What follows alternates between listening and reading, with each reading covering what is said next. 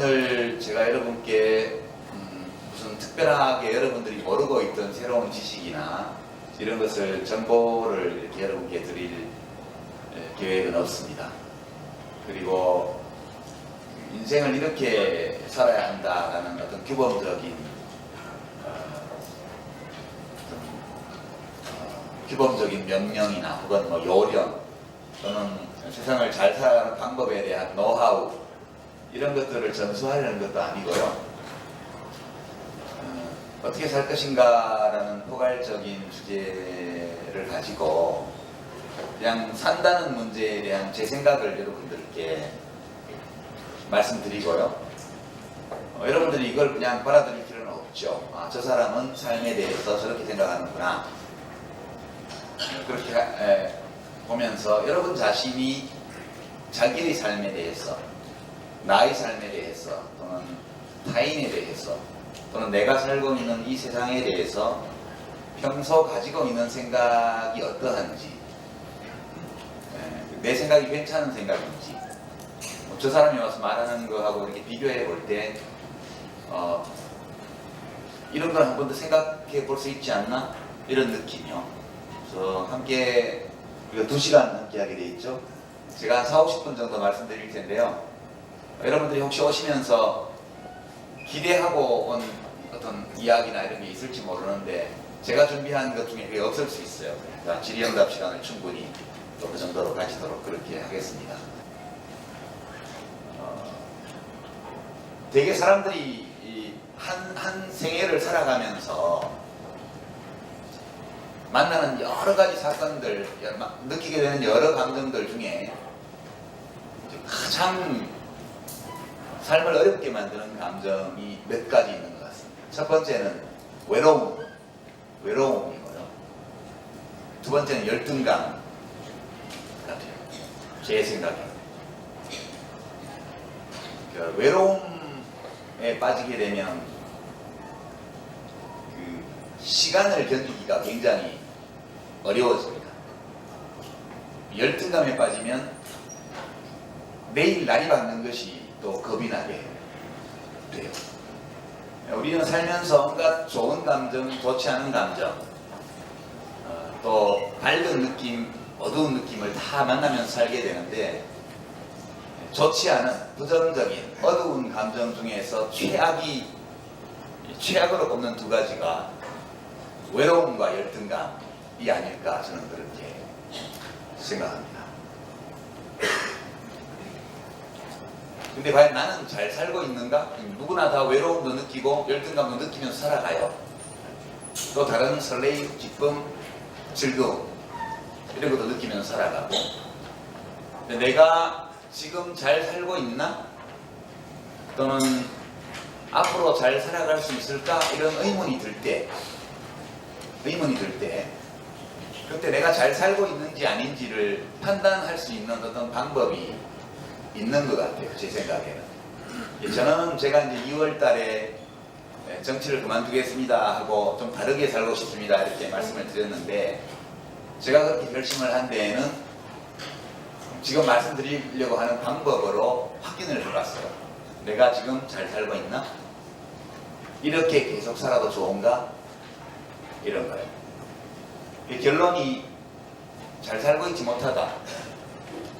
그리고 이렇게 계속 살면 안 될 것 같다. 그런 결론이 나서 정치를 그만하고 글 쓰는 일로 돌아와서 내가 살고 싶은 생활을 해야 되겠다. 그렇게 결심을 하게 됐습니다. 제가 이제 그런 결심을 할 때 어떤 방법으로 내가 잘 살고 있는지를 확인했는가 하면 이런 방식으로 했어요. 제가 사진을 오늘 여러 가지 준비해 왔는데요. 먼저 제 사진을 막 보여드릴게요.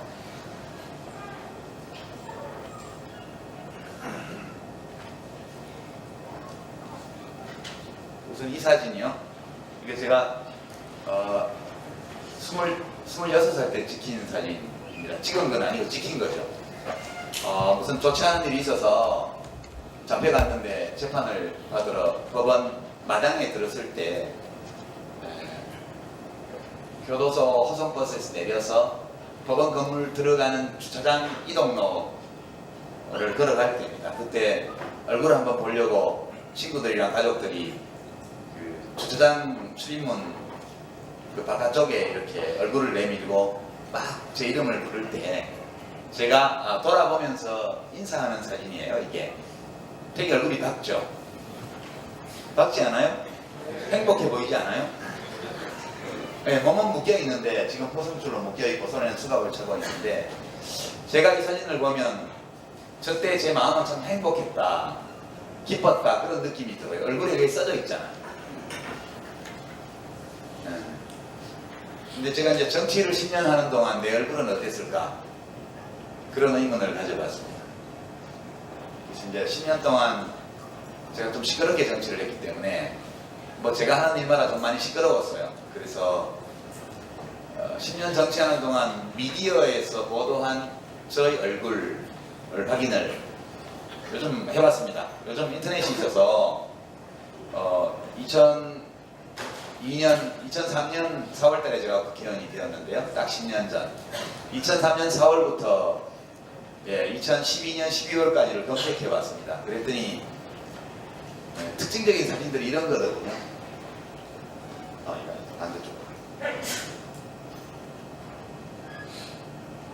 이거는 이제 2002년도 사진. 이게 이제 제가 국회 등원할 때 사진입니다.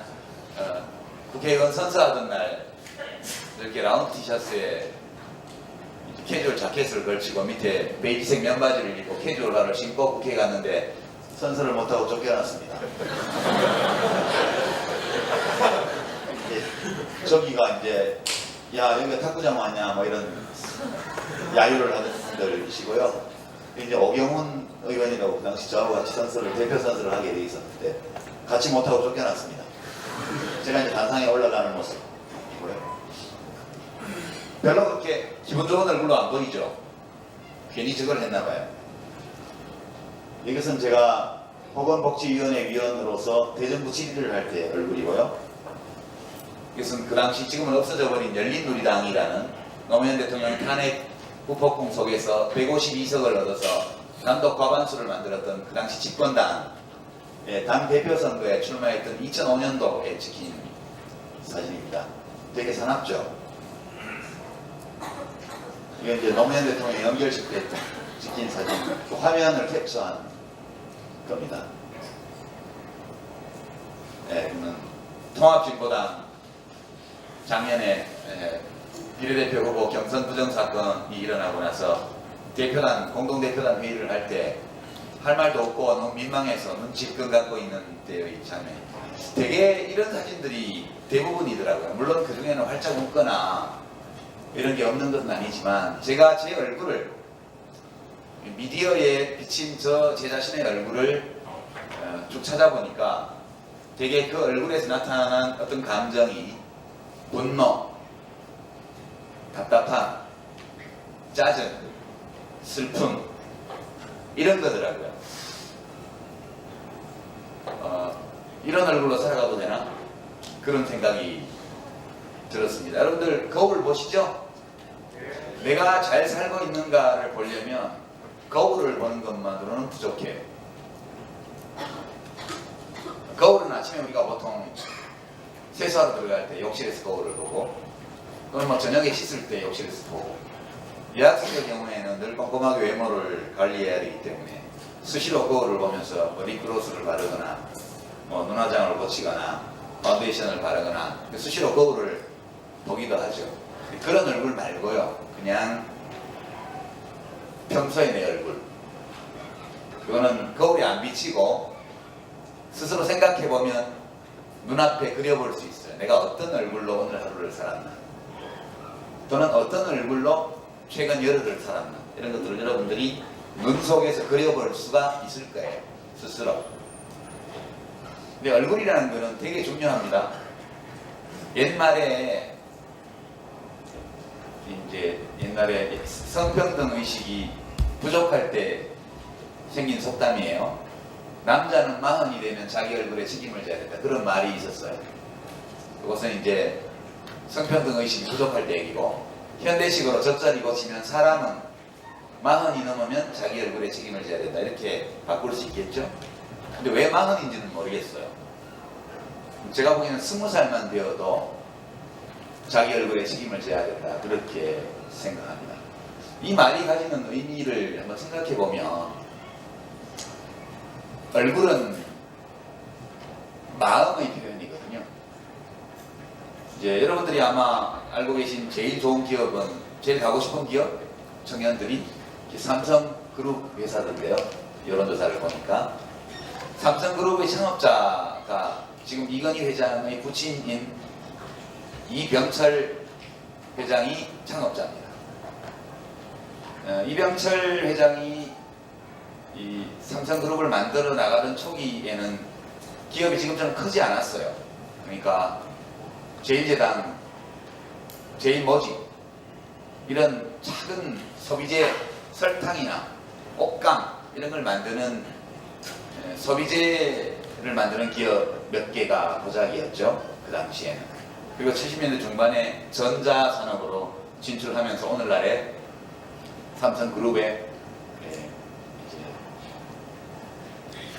모태가 만들어집니다. 물론 제일제당이나 이런 데 설탕 이런 걸로 엄청난 독점 이윤을 누린 그 돈을 가지고 전자산업으로 진출을 했죠.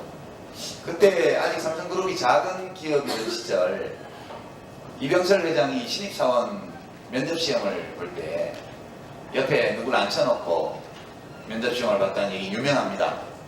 어떤 사람을 앉혀놨냐? 관상 보는 사람을 앉혀놓고 신입사원을 뽑았다는 거예요. 그래서 이제 한간에는 도대체 왜 관상 보는 사람을 거기다가 앉혀놓고 사람을 뽑았을까? 뭐 때문에 하필이면 관상 보는 사람이냐? 소문으로는 특히 이제 이병철 회장이나 삼성그룹에 대해서 비판적인 의식을 가진 분들은 워낙 불법적인 일을 많이 하면서 기업 경영을 했기 때문에 배신하지 않을 사람을 고르려고 그랬다, 그런 해석이 널리 퍼져 있죠. 근데 저는 꼭 그런 것은 아니라고 생각해요. 제가 지금처럼 삼성그룹이 뭐 1년에 막 숫자를 엄청 뽑으면 회장님이 직접 면접을 볼 수 없겠죠. 그러나 그렇지 않고 직접 기업 경영자로서 내가 면접하는 사람을 뽑는다면 저도 얼굴을 볼 것 같아요. 제가 관상 전문가는 아니지만. 근데 뭐 때문에 얼굴을 보냐? 잘생겼냐? 못생겼냐? 그거는 특별히 기술이 필요 없죠. 그냥 그거는 보면 알잖아요. 자기 취향에 따라서 어떤 얼굴형을 마음에 들어하고 안 들어하고 그러니까. 근데 실제로 얼굴을 통해서 뭘 보냐면 그 사람의 마음을 보려는 거예요. 마음. 사람의 마음은 얼굴 표정으로 나타나요. 여러분들이 만약 기업을 운영하는 사람이라면 어떤 사람을 뽑겠어요? 마음이 바람 부는 바다처럼, 여기 해양대학교도 바람 많이 부는 날은 바다가 되게 사납잖아요. 그런 사람을 뽑겠어요? 아니면 오늘처럼 이렇게 날씨 좋은 날 앞바다처럼 마음이 고요한 사람을 좋아하겠습니까? 당연히 누구나 마음이 평온한 사람을 뽑고 싶어 하죠. 관상이라는 것은 얼굴을 보는 게 아니에요. 관상을 본다는 것은 뭘 보기 위한 거냐? 심상을 보기 위한 거예요. 심상을. 사람의 마음이 왜 얼굴로 나타날까? 감출 수 있지 않나? 못 감춰요. 우리가 사람을 엘리베이터 안에서 누구랑 이렇게 어색하게 마주섰을 때 여러분 어떻게 합니까? 그냥 눈이 딱 마주치면 이렇게 하지 않나요? 약간 웃는 표정? 내가 당신에게 적대감을 갖고 있지 않다는 표시로. 그죠? 일부러 표정을 지어 보일 수 있어요. 또 연기자들은 울고 웃고 놀라고 이런 표정들을 마음대로 만들어내죠. 진짜 연기 잘하는 사람은 울 때 어떻게 우냐? 정말 슬픈 생각을 한대잖아요. 아버지 돌아가셨을 때, 어머니 돌아가셨을 때, 이럴 때를 생각한대잖아요. 그래서 그 기분으로, 그 감정으로 푹 빠져들면 눈물이 나오는 거예요. 정말 슬픈 표정이 나오는 거예요. 우리의 안면 근육은요, 일종의 자율신경. 내가 일부러 표정을 짓지 않아도 내 마음속에 어떤 감정이 느껴지면 그 감정이 안면 근육의 움직임을 통해서 자동적으로 나타납니다. 일부러 표정을 지어 보일 수는 있지만 진짜 좋아서 웃는 표정과 내가 저 사람에게 웃는 모습을 보여줘야 되겠다고 생각해서 짓는 웃는 표정은 다르죠. 여러분 다 알고 계실 겁니다. 영장류는 일반적으로 표정이 있죠. 개나 고양이 물론 화가 나면 이렇게 콧등을 찡그리고 이빨을 드러내 보이고 이런 건 있지만 안면 근육이 움직여서 표정을 만들어내지는 않죠. 그러나 원숭이, 오랑우탄, 심팬지, 보노보 이런 영장류 동물들은 다 표정이 있습니다. 영장류 중에서 단연 압도적으로 풍부한 표정을 만들 줄 아는 게 인간이에요. 왜 인간은 이렇게 다양한 표정을 저절로 짓도록 만드는 이 안면의 잔근육을 이렇게 많이 발전시킨 걸까? 또 이게 왜 필요했을까? 또는 왜 인간은 다른 사람의 얼굴을 인식하는 능력을 놀라운 수준까지 발전시켰을까? 이른바 안면 인지 능력 이런 것들을 왜 이렇게 발전시켰을까? 그건 저희가 길게 말씀을 안 드리겠습니다. 살아남기 위한 노력이었죠. 대개 인간은 수십만 년 동안 구석기 시대부터 해가지고 수십만 년 동안 수렵 채집 시대에 100명 내외의 작은 혈족 집단 또는 한정된 공간 안에서 일상적으로 호혜적인 교환을 하는 동맹자들, 이웃의 동맹자들로 구성되어 있는 소집단에서 수십만 년을 살았어요. 그 과정에서 지금은 현대인으로 진화되어 왔습니다.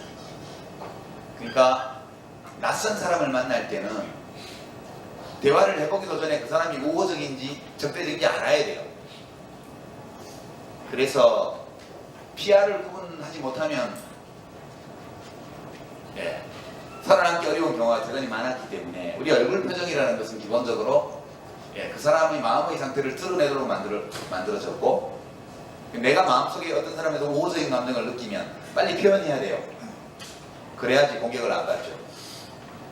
그 상대방의 얼굴에서 적대적인 감정을 읽어내면 곧바로 대비에 들어가야 돼요. 그걸 읽지 못하면 당하는 거니까. 서로 간의 필요에 의해서 굉장히 정교한 안면 표정과 그 인식 기술을 우리가 진화적으로 발전시켜 왔다고 저는 생각해요. 그러니까 내 얼굴을 보면 내 마음이 어떤 상태인지 알 수 있다는 얘기예요. 그러니까 늘 외로움, 또 소외감, 분노, 짜증, 두려움 이런 부정적 감정에 사로잡혀서 살아가는 사람의 얼굴에는 그 부정적 감정이 어떤 형태로든 나타나게 되어 있습니다. 반면 배려, 연대의식, 기쁨, 즐거움, 황홀감 이런 긍정적이고 밝은 감정을 느끼며 살아가는 사람은 얼굴에 그것이 또한 나타나게 되어 있습니다. 내가 잘 살고 있는지를 또는 이대로 계속 살아가도 좋을지를 판단할 때 어떤 논리로 판단할 수도 있고 어떤 경험을 가지고 판단할 수도 있겠으나 종합적으로 내 자신이 나의 삶을 가장 잘 판단할 수 있는 길은 내 얼굴을 보는 거예요. 그래서 이제 인간이 살면서 그런 아주 긍정적인 감정, 행복한 감정에 사로잡혔을 때 어떤 얼굴을 하게 되는가를 함께 좀 볼게요.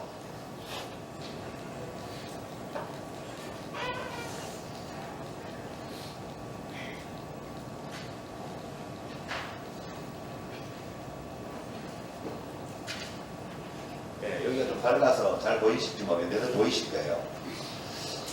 이 사진은요 멕시코에서 촬영된 사진인데 작가가 기차를 타고 가면서 우연히 기차 옆을 지나가고 있는 말을 탄 남매로 보이는 아이들을 찍은 사진입니다. 여기서 이제 뒤에 탄 여자아이의 얼굴을 보십시오. 앞에 오빠로 보이는 아이는 다르죠, 얼굴이? 두 사람의 얼굴이 많이 다르죠. 앞에 오빠는 저 눈길에 경계심이 느껴져요. 두려움, 경계심, 불안감이 느껴집니다. 뒤에 탄 여자아이는 그냥 행복해요. 저 뒤에 여자아이의 얼굴이 순수하게 놀이에 빠져들었을 때, 순수하게 놀이에서 느끼는 아주 즐거운 감정, 그것이 얼굴에 그냥 나타나 있는 거라고 저는 판단했습니다. 앞에 오빠의 얼굴은 왜 저럴까? 오빠는 말을 몰고 있잖아요. 뒤에 여동생이 타고 있잖아요. 책임감이 있단 말이에요.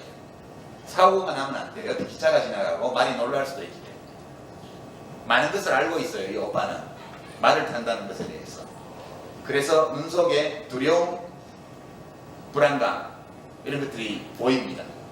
저 두 사람의 마음의 상태가 그대로 얼굴에 나타나는 거예요. 진짜 좋은 얼굴은 뒤에 탄 여자아이의 얼굴이에요. 여러분들, 내가 진짜 좋아하는 놀이에 흠뻑 빠졌을 때 누구나 저런 표정을 짓게 돼 있죠. 여기 조기축구 하는 친구들끼리 축구 시합하다가 멋진 골을 넣으면 되게 저런 표정이 나옵니다. 저는 남자라서 여학생들이 어떤 놀이를 하는지는 잘 모르겠는데요. 어떤 놀이를 하다가 그 놀이가 재미있고 잘 돼 나갈 때 그때 저절로 저런 표정이 나오게 됩니다. 놀이의 즐거움을 보여주는 표정이고요. 이거는 좀 잘 안 보이네. 불을 좀 더 끄면 잘 보일 것 같습니다. 네, 상상하실 수 있을 거예요. 이게 연인을 바라보는 진짜 사랑의 느낌을 표현하는 얼굴이거든요, 이게. 네, 제가 이 느낌을 보여주는 사진을 찾으려고 한다 하는 그런 유명한 영화 배우들이 나오는 러브스토리 사진들을 다 들춰봤는데요.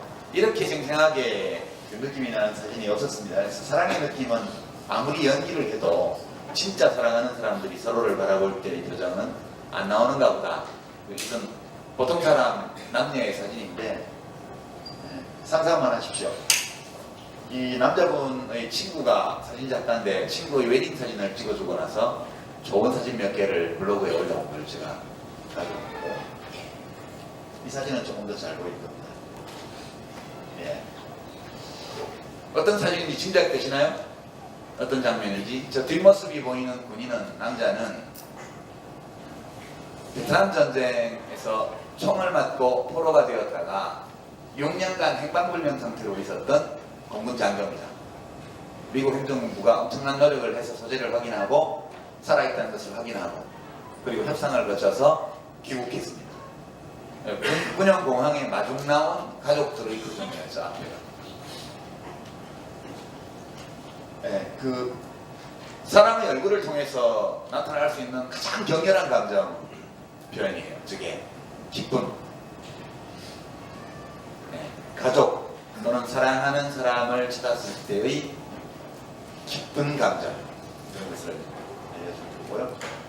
이 사진은 어떤 기업의 헌혈 사진입니다. 앞으로 한 달쯤 지나면요, 미디어에 저런 사진이 또 나올 겁니다. 해마다 나오는 거기 때문에요. 여기 지금 그냥 해변 복장을 하고 헌혈증을 들고 찍은 이 젊은 직원들은 그냥 연출을 하고 있는 거고요. 가운데에 누워있는 나이가 좀 드신 분은 이 회사 사장님이시거나 전무님이거나 뭐 그런 것 같아요. 근데 얼굴 표정을 한번 보십시오. 팔에 붉은 바늘이 들어가서 주먹을 쥐었다 폈다 하는 동안 피가 500cc가 빠져나가는데 누구인지도 모를 어떤 사람에게 줄 피를 자기 몸에서 뽑아내면서 저렇게 웃고 있죠. 저는 저 얼굴은 연출한 얼굴이 아니라고 봤습니다. 네. 저 기쁨은 뭐죠? 저 즐거움, 저 느낌. 그것은 나와 전혀 상관없는 어떤 다른 사람의 복지에 대해서 진지한 관심을 가지고 그런 타인의 복지를 위해서 내가 가진 소중한 어떤 것을 자발적으로 내놓을 때 느끼는 기쁨이 되겠습니다. 자원봉사를 해보시거나 이런 분들은 아실 거예요. 네. 그냥 학교에서 뭐 요청해서 의무적으로 하는 거 말고요. 진짜 자기가 하고 싶어서 결심해서 하는 자원봉사를 해본 분들은 그 자원봉사를 했을 때 느끼는 기분을 아실 거예요. 저는 이것을 연대의 기쁨이라고 말합니다. 지금 우리가 넉 장의 사진을 봤는데요. 첫 번째 본 것은 놀이의 즐거움을 보여주는 표정이고요. 두 번째와 세 번째는 사랑의 기쁨이에요. 사랑의 기쁨. 그 사랑의 대상이 첫 번째는, 두 번째 것은 연인이었고, 세 번째 것은 가족이었어요. 이 네 번째 본 사진은 연대 입범을 말해주는 거예요. 되게 우리가 살면서 기쁨을 느끼는 건 이런 거예요. 근데 하나가 빠졌죠. 여러분들에게 제일 중요한 거. 물론 이 세 가지도 아주 중요하지만 20대 초반인 여러분들에게 가장 중요한 게 하나 남았어요. 그걸 한번 보겠습니다.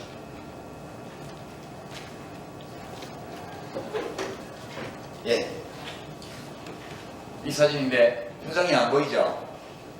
이 사진은 고층 빌딩 유리 외벽을, 특수 강화 유리로 된 고층 빌딩 외벽을 청소하는 남자로 추정되는 두 노동자의 일하는 모습이에요. 너무 높은 곳에서 일을 하고 있기 때문에 표정을 찍을 수가 없습니다. 이 사진만으로는 우리는 저 두 노동자에 대해서 아무것도 알 수 없어요. 나이가 얼마나 되었는지, 정규직인지 비정규직인지, 월급을 얼마나 받는지, 또는 일당을 얼마를 버는지, 가족이 있는지, 결혼을 했는지, 가족이 있는지, 취미는 무엇인지, 여가 시간이 있으면 뭘 하는지 아무것도 알 수가 없어요. 근데 상상을 해보죠. 그래서 저 두 사람의 유리외벽을 청소하는 노동자가 어떤 표정으로 일하고 있을까?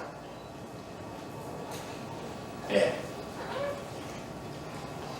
상상할 수 있는 경우의 수가 두 가지가 있죠. 중립지역을 빼고 나면 매우 즐겁게 일하고 있다. 1. 매우 즐거운 표정으로 일하고 있다. 2. 아주 괴로운 표정으로 일하고 있다. 둘 중에 하나일 겁니다. 만약 아까 우리가 봤던 사진에서 나타난 그런 얼굴을 하고 저 일을 하고 있다면 어떨 때 그럴까요? 어떨 때? 여러분이 감정이입을 해서 저기 유리외벽 청소를 하고 있다고 생각을 해보세요. 내가 아까 우리가 본 사진처럼 그렇게 활짝 웃고 황홀한 표정으로 기쁘게 저 일을 하고 있다면 그건 어떤 경우일까? 아마도 몇 가지 나눠서 생각할 수 있는데, 첫째는 저 일 자체가 너무 재밌는 경우. 가능하죠, 그것도? 시시하게 땅바닥에부터 일하는 건 너무 시시해. 저 정도 높은 데 올라가서 줄 하나에 목숨을 걸고 매 순간 스릴을 맛보면서 목숨을 걸고 일하는, 이게 나는 좋아. 그런 사람이 있을 수 있죠.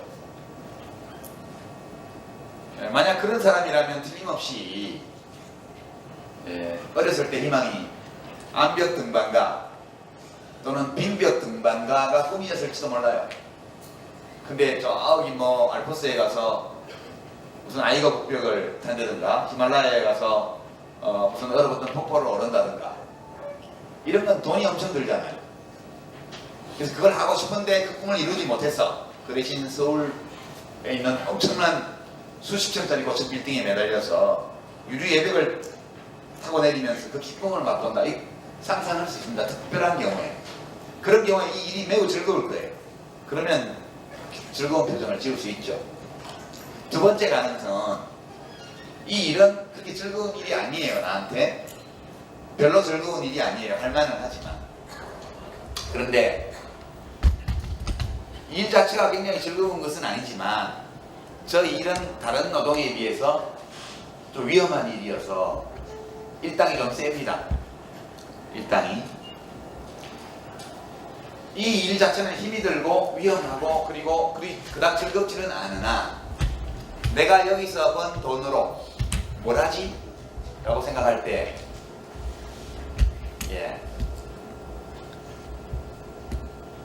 이런 딸이 있다든가,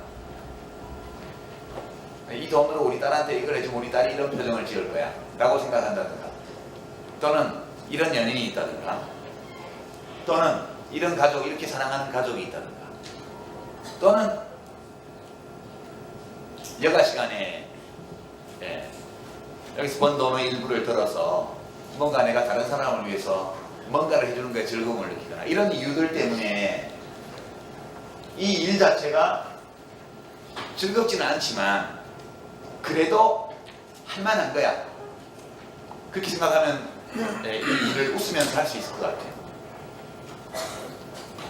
근데 그렇지 못한 경우라면 이 사람은 어떤 사람일까 하면, 첫째, 이 일이 나한테 즐거운 일은 아니다.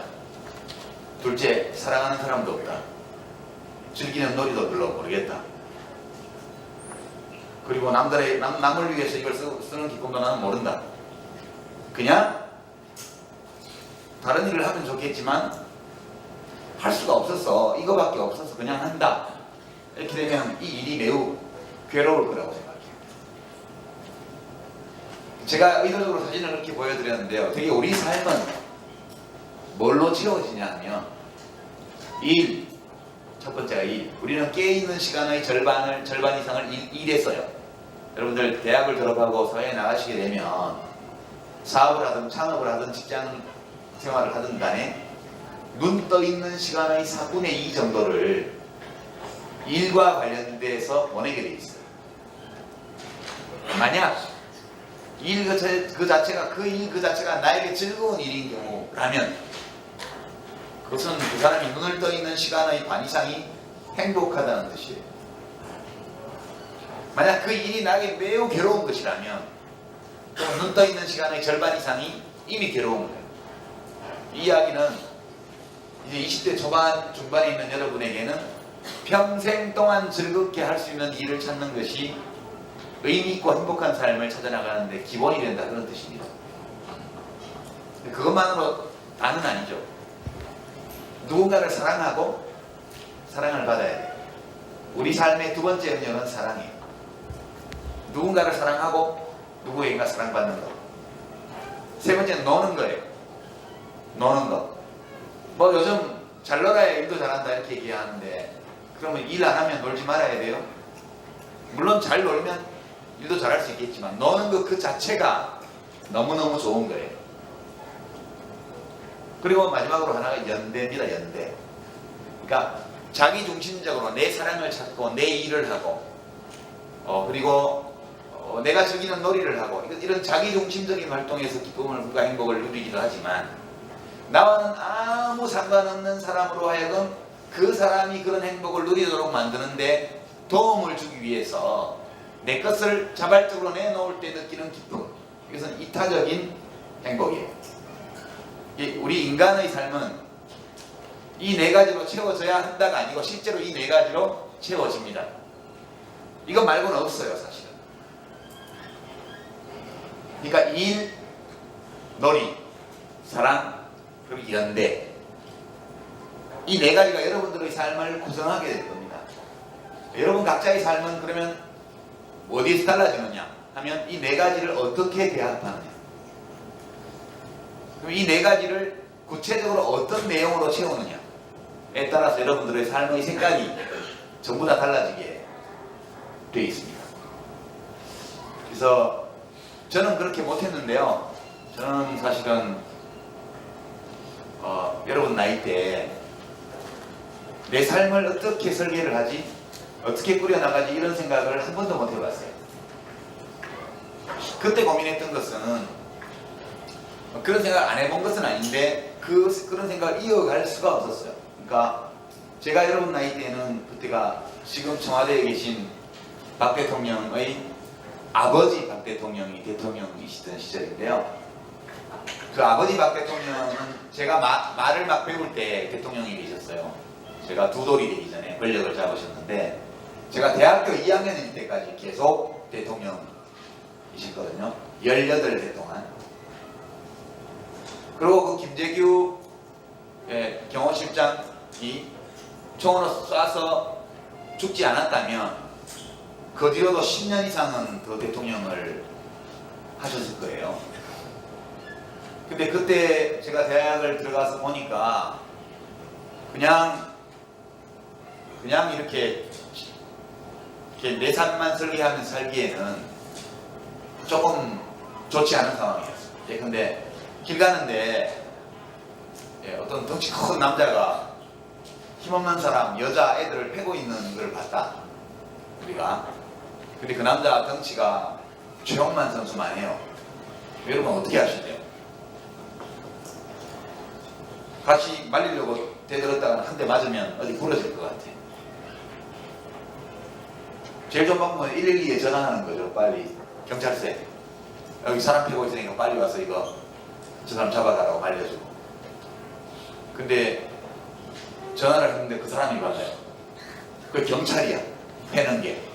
그럼 대책이 없죠. 되게 우리가 봤던 상황, 그런 상황 비슷했던 것 같아요. 그래서 여기를 눈질끈 감고 내 일이 아니니까 지나가느냐, 아니면 저거는 나쁜 일이니까 달라들어서 한번 엉겨보느냐, 둘 중에 하나예요. 근데 대통령이잖아요. 대통령이 그렇게 농도 안 만든다고 사람 잡아가두고, 자기 생각을 말했다고 사람 잡아가두고, 유신체제는 이제 박정희 대통령이 마음만 먹으면 영구 집권을 하는 체제였는데, 그 유신체제를 비판하면 긴급조치 위반이 되게 돼 있었고, 긴급조치 위반 사건에 대해서 허락 없이 얘기를 하면 그것도 긴급조치 위반이 되게 돼 있었어요. 긴급조치를 비난하면 또 긴급조치 위반이에요. 그거 어떻게 하라는 얘기예요? 그래서 이걸 눈질끈 감고 지나가면 좀 인생이 편할 것 같고, 근데 나중에 늙어서 생각하면 되게 비겁할 것 같더라고요. 내 청춘이. 그래서 같이 덤벼봐야 이기지 못할 거는 너무 뻔하다.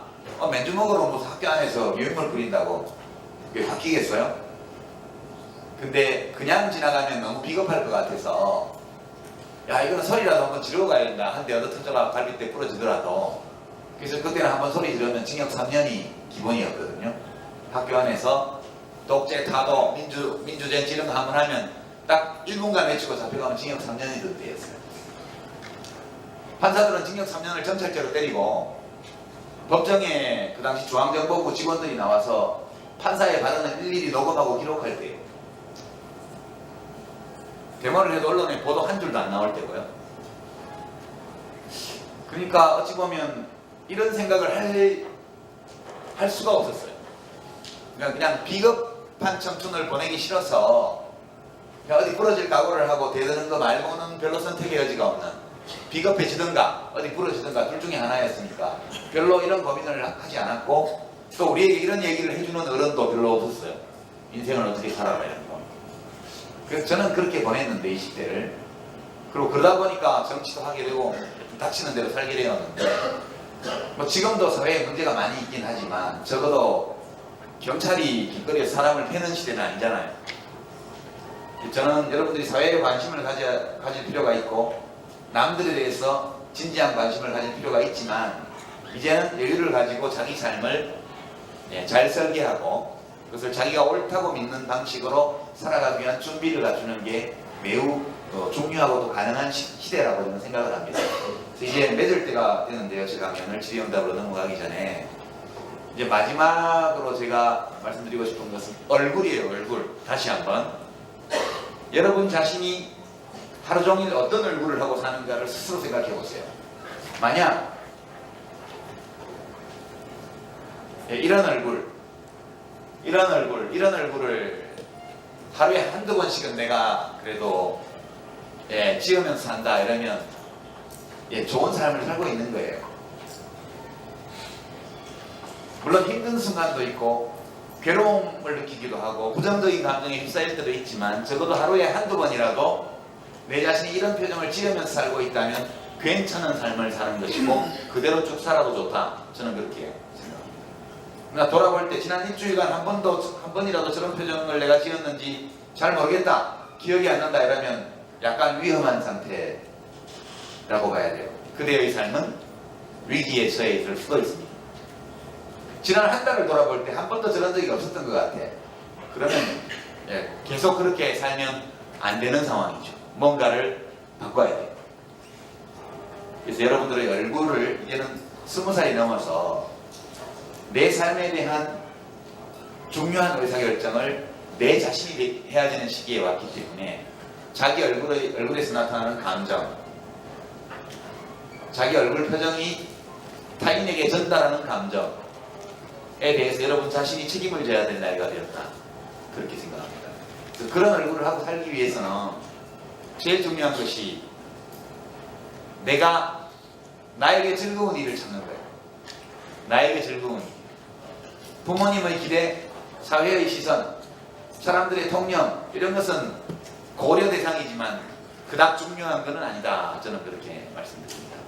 진짜 내가 원하는 그게 뭔지 모르겠다. 그게 제일 위험한 거예요. 예, 그걸 찾아야 된다. 그리고 그 일을 잘 하기 위한 준비를 해야 돼요. 예. 여러분 스펙 쌓느라고 요즘 청년들이 바쁘대는데요. 스펙은 필요하죠. 왜 필요하냐? 스펙은 기능을, 이 사람이 어떤 기능을 갖고 있는지를 나타내는 거잖아요. 뭐 토익 점수나 토플 점수나 이런 거요, 테스트 점수 이런 거는 이 사람이 기능적으로 영어 구사를 얼마나 하는가를 말해주는 인덱스예요. 그거에 불과하죠. 진짜 스펙이라는 거는 내가 진짜로 하고 싶은 일, 그 일이 나에게 즐거운 어떤 일, 그 일을 적어도 남들만큼은 잘하면서 살아야 열등감이라는 부정적인 감정을 벗어날 수 있기 때문에 그 일을 잘하는 데 필요한 여러 기능을 익히는 거예요. 목수가 되려는 사람은 톱이나 대패 사용법을 알아야죠. 그렇죠? 톱질 대패질을 잘 못하면 아무리 목수일이 즐거워도 그 사람은 목수일을 제대로 할 수가 없어요. 그래서 내가 원하는 일, 나에게 즐거운 일을 찾고 그 일을 직업으로 삼아서 적어도 남들보다 더 잘하면 더 좋고 적어도 남들만큼은 잘할 수 있도록 거기에 필요한 기능을 익혀나가야 될 시기가 20대 초중반의 시기다. 그게 제일 중요하다 좀 말씀드리고요. 그러나 그것만으로 인생이 채워지는 것은 아니다. 사랑, 놀이, 연대의 기쁨을 함께 배합해서 여러분 자신이 바라는 삶을 설계하고 그 삶을 여러분 자신이 옳다고 생각하는 방식으로 밀고 나가려는 의지, 이런 것들이 여러분의 삶을 가치 있게 만들어 줄 겁니다. 스스로 선택하고 설계하고 결정한 삶을 살지 못한다면 아무리 돈이 많고 아무리 높은 지위에 가고 아무리 이름이 널리 알려져도 그 삶은 의미 있는 삶, 성공하는 삶은 아니다. 그렇게 생각합니다. 여러분들 뭐 우리나라 최고 부잣집 손자가 부러우세요 혹시? 부러우세요? 최근에 언론 보도를 보면 어느 국제중학교에 이건희 회장이 우리나라 제일 부자잖아요. 그 아드님이 이재용 사장인가요? 뭐 30대 나이에 벌써 사장이 됐는데 대한민국 제일 부자의 아들이잖아요. 아버지 세상 떠나시면 자기가 제일 부자 될 거 아니에요. 그 아들이 지금 중학교를 들어갔잖아요. 아빠가 이혼해서 할아버지라고 해서 사회적 배려 대상으로 넣었어요. 그것까지는 뭐 그럴 수 있다고 저는 생각해요. 근데 딴의 성적을 깎아내려서 순위를 바꿔서 입학했다가 지금 자퇴한 거 아닙니까? 저는 그 이건희 회장의 손자가 되게 안 돼 보여요. 저 아이의 인생에서 스스로 자기가 판단해서 결정할 수 있는 것이 뭐 있을까? 대한민국 최고 부자의 손자이기 때문에 좋은 집에 살고 좋은 차를 타고 명품 옷을 입고 남들이 못 가는 학교를 다니고 외국 유학을 가고 젊은 나이에 회사에 임원이 되고 또 유산을 엄청나게 물려받고 다 그럴 거예요. 그것이 행복은 아니죠. 그것은 그냥 운일 따름이죠. 거저받은 것에는 가치가 없어요. 그러니까 여러분들이 자라온 환경이 전부 다르고 지금 처해 있는 환경이 전부 다르고 자기가 가지고 태어난 것이 다 달라요. 뭔가를 잘하는 사람이 있고 또 그만 못한 사람도 있어요. 그러나 진짜 인생의 의미라는 것, 그것은 내가 가지고 태어난 것을 가지고 내가 처한 환경 속에서 주어진 많은 제약 조건 속에서 내 스스로 찾은 길, 내 스스로 설계한 인생, 그 인생을 내 힘으로 내가 옳다고 믿는 방식으로 살아나갈 때 지위가 어떠하고 재산이 어떠하며 세속적인 성공과 실패가 어떠한지 상관없이 그렇게 산 사람은 세상을 떠날 때 다음에 태어난다면 좀 다르게 살고 싶어. 하지만 이미 살아버린 삶도 훌륭한 삶이었다고 생각해. 이렇게 자기 삶에 대해서 자부심을 느끼면서 이 세상과 하직할 수 있다. 저는 그렇게 생각합니다. 결국 세상을 다 살고 떠나면서 자기가 살아온 삶이 최상의 삶은 아니었을지라도 최선을 다한 삶이었고 주체적인 삶이었다고 스스로 자기 스스로 평가할 수 있는 그 삶만이 의미 있는 삶이다.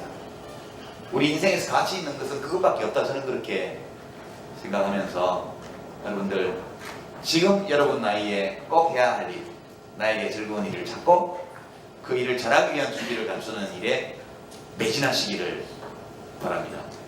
네, 이걸로 제 강연은 마치고요. 질의응답 시간 갖도록 하겠습니다. 고맙습니다. 네. 얼마 전에 정계 은퇴를 선언하시는 자신을 지식 소매상이라고 호칭하시면서 다시 책을 쓰기 시작하셨는데 선생님의 책 어떻게 살 것인가에 대한 간단한 소개와 또 다음으로 어떤 종류의 책을 집필하실 예정이신지 또 앞으로 어떤 책을 쓰고 싶으신지랑 또 선생님 책 내용 중에 혼인한 이후에도 배우자에게 이성으로서 매력 있는 사람이어야 한다고 이런 내용이 있는데 선생님은 지금 배우자분께 어떻게 매력적으로 어필하시는지 또 이상에게 매력적으로 보일 수 있는 방법들을 저희 청춘들에게 조언해 주신다면 어떤 게 있는지 물어보고 싶습니다. 예. 이 책 소개는 뭐 오늘 강연 내용과 관련된 거니까요. 그냥 제가 한 개인으로서 삶에 대해서 느끼는 여러 가지 생각들을, 감정 이런 것들을 적어놓은 책입니다. 그냥 세상 살면서 참고해 보시면 좋겠다 그런 뜻으로요. 지금 후속 작업하는 것은 이제 지난해 대통령 선거가 끝나고 나서 갑자기 한국 현대사의 책에 관한 관심이 굉장히 증가해서 한동안 잊혀졌던 옛날 현대사 책들이 막 팔린다는 뉴스를 보고 얼마 안 있어서 그 열풍이 식어버렸다 이런 뉴스를 보고 지금 청년들이 읽을 만한 한국 현대사 책이 별로 없나 보다 그런 생각이 들어서 제가 살아온 한국 현대사에 관한 이야기들 이런 것들을 좀 하는 책을 지금 작업 중이고요. 그 다음에는 뭘 낼지 모르겠는데 최근 관심을 가진 거는 요리, 음식을 만들어서 자기가 좋아하는 사람들과 나눠 먹는 거는 굉장히 좋은 일이라는 생각이 들어요. 우리가 큰 돈 들이지 않고 사랑하는 사람들과 교감하고 또 정을 나누는 굉장히 좋은 방법이라고 생각합니다. 그래서 무슨 특별한 요리에 관한 게 아니고 우리가 일상적으로 사람들이 모였을 때 제일 흔하게 만들어 먹는 음식들 이런 것들에 관한 이야기를 한번 써볼까 그런 생각만 지금 하고 있습니다. 하고 있고 책 내용 중에 이제 혼인하고 나서도 배우자에게 이성으로서 어필하는 사람이 되기 위해서 노력해야 된다 그 얘기인데 제가 주례를 몇 번 정도 봤는데요. 지금까지 제가 잘 아는 분들이 이제 직접 혼인을 하는 경우에만 제가 예외적으로 주례를 본 적이 있는데 그때 꼭 해주는 말이거든요. 그러니까 잡아놓은 고기는 밥 안 준다 이런 식의 얘기는 하면 안 돼요. 그러니까 혼인하기 전에도 연인 사이였을 때도 이 진짜 남녀 간의 감정의 교류 어떤 사랑의 느낌을 제일 많이 가로막는 것이 소유의식이라고 생각해요. 내 거다 이거요. 내게 아니거든요. 미안하지만 내게 아니거든요. 그 혼인한 부부도 갈라서려면 언제든지 갈라설 수 있고요. 법적으로 갈라서지 않아도 부부 아닌 것처럼 살 수도 있어요. 그리고 혼인하기 전에는 더 말할 나위도 없겠죠. 사람은 다른 사람의 것이 될 수 없어요.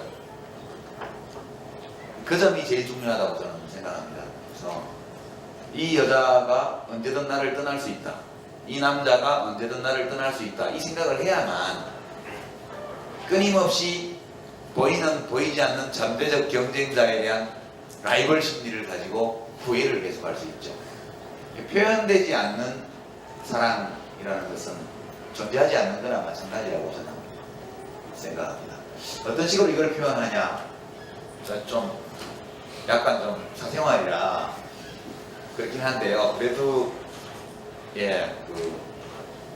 정치하는 동안에는 그런 거를 참 생활이 굉장히 불안정해서 최근에는 영화관에도 자주 다니고요. 예, 그리고 이제 맛있는 거 사주면 다 좋아해요.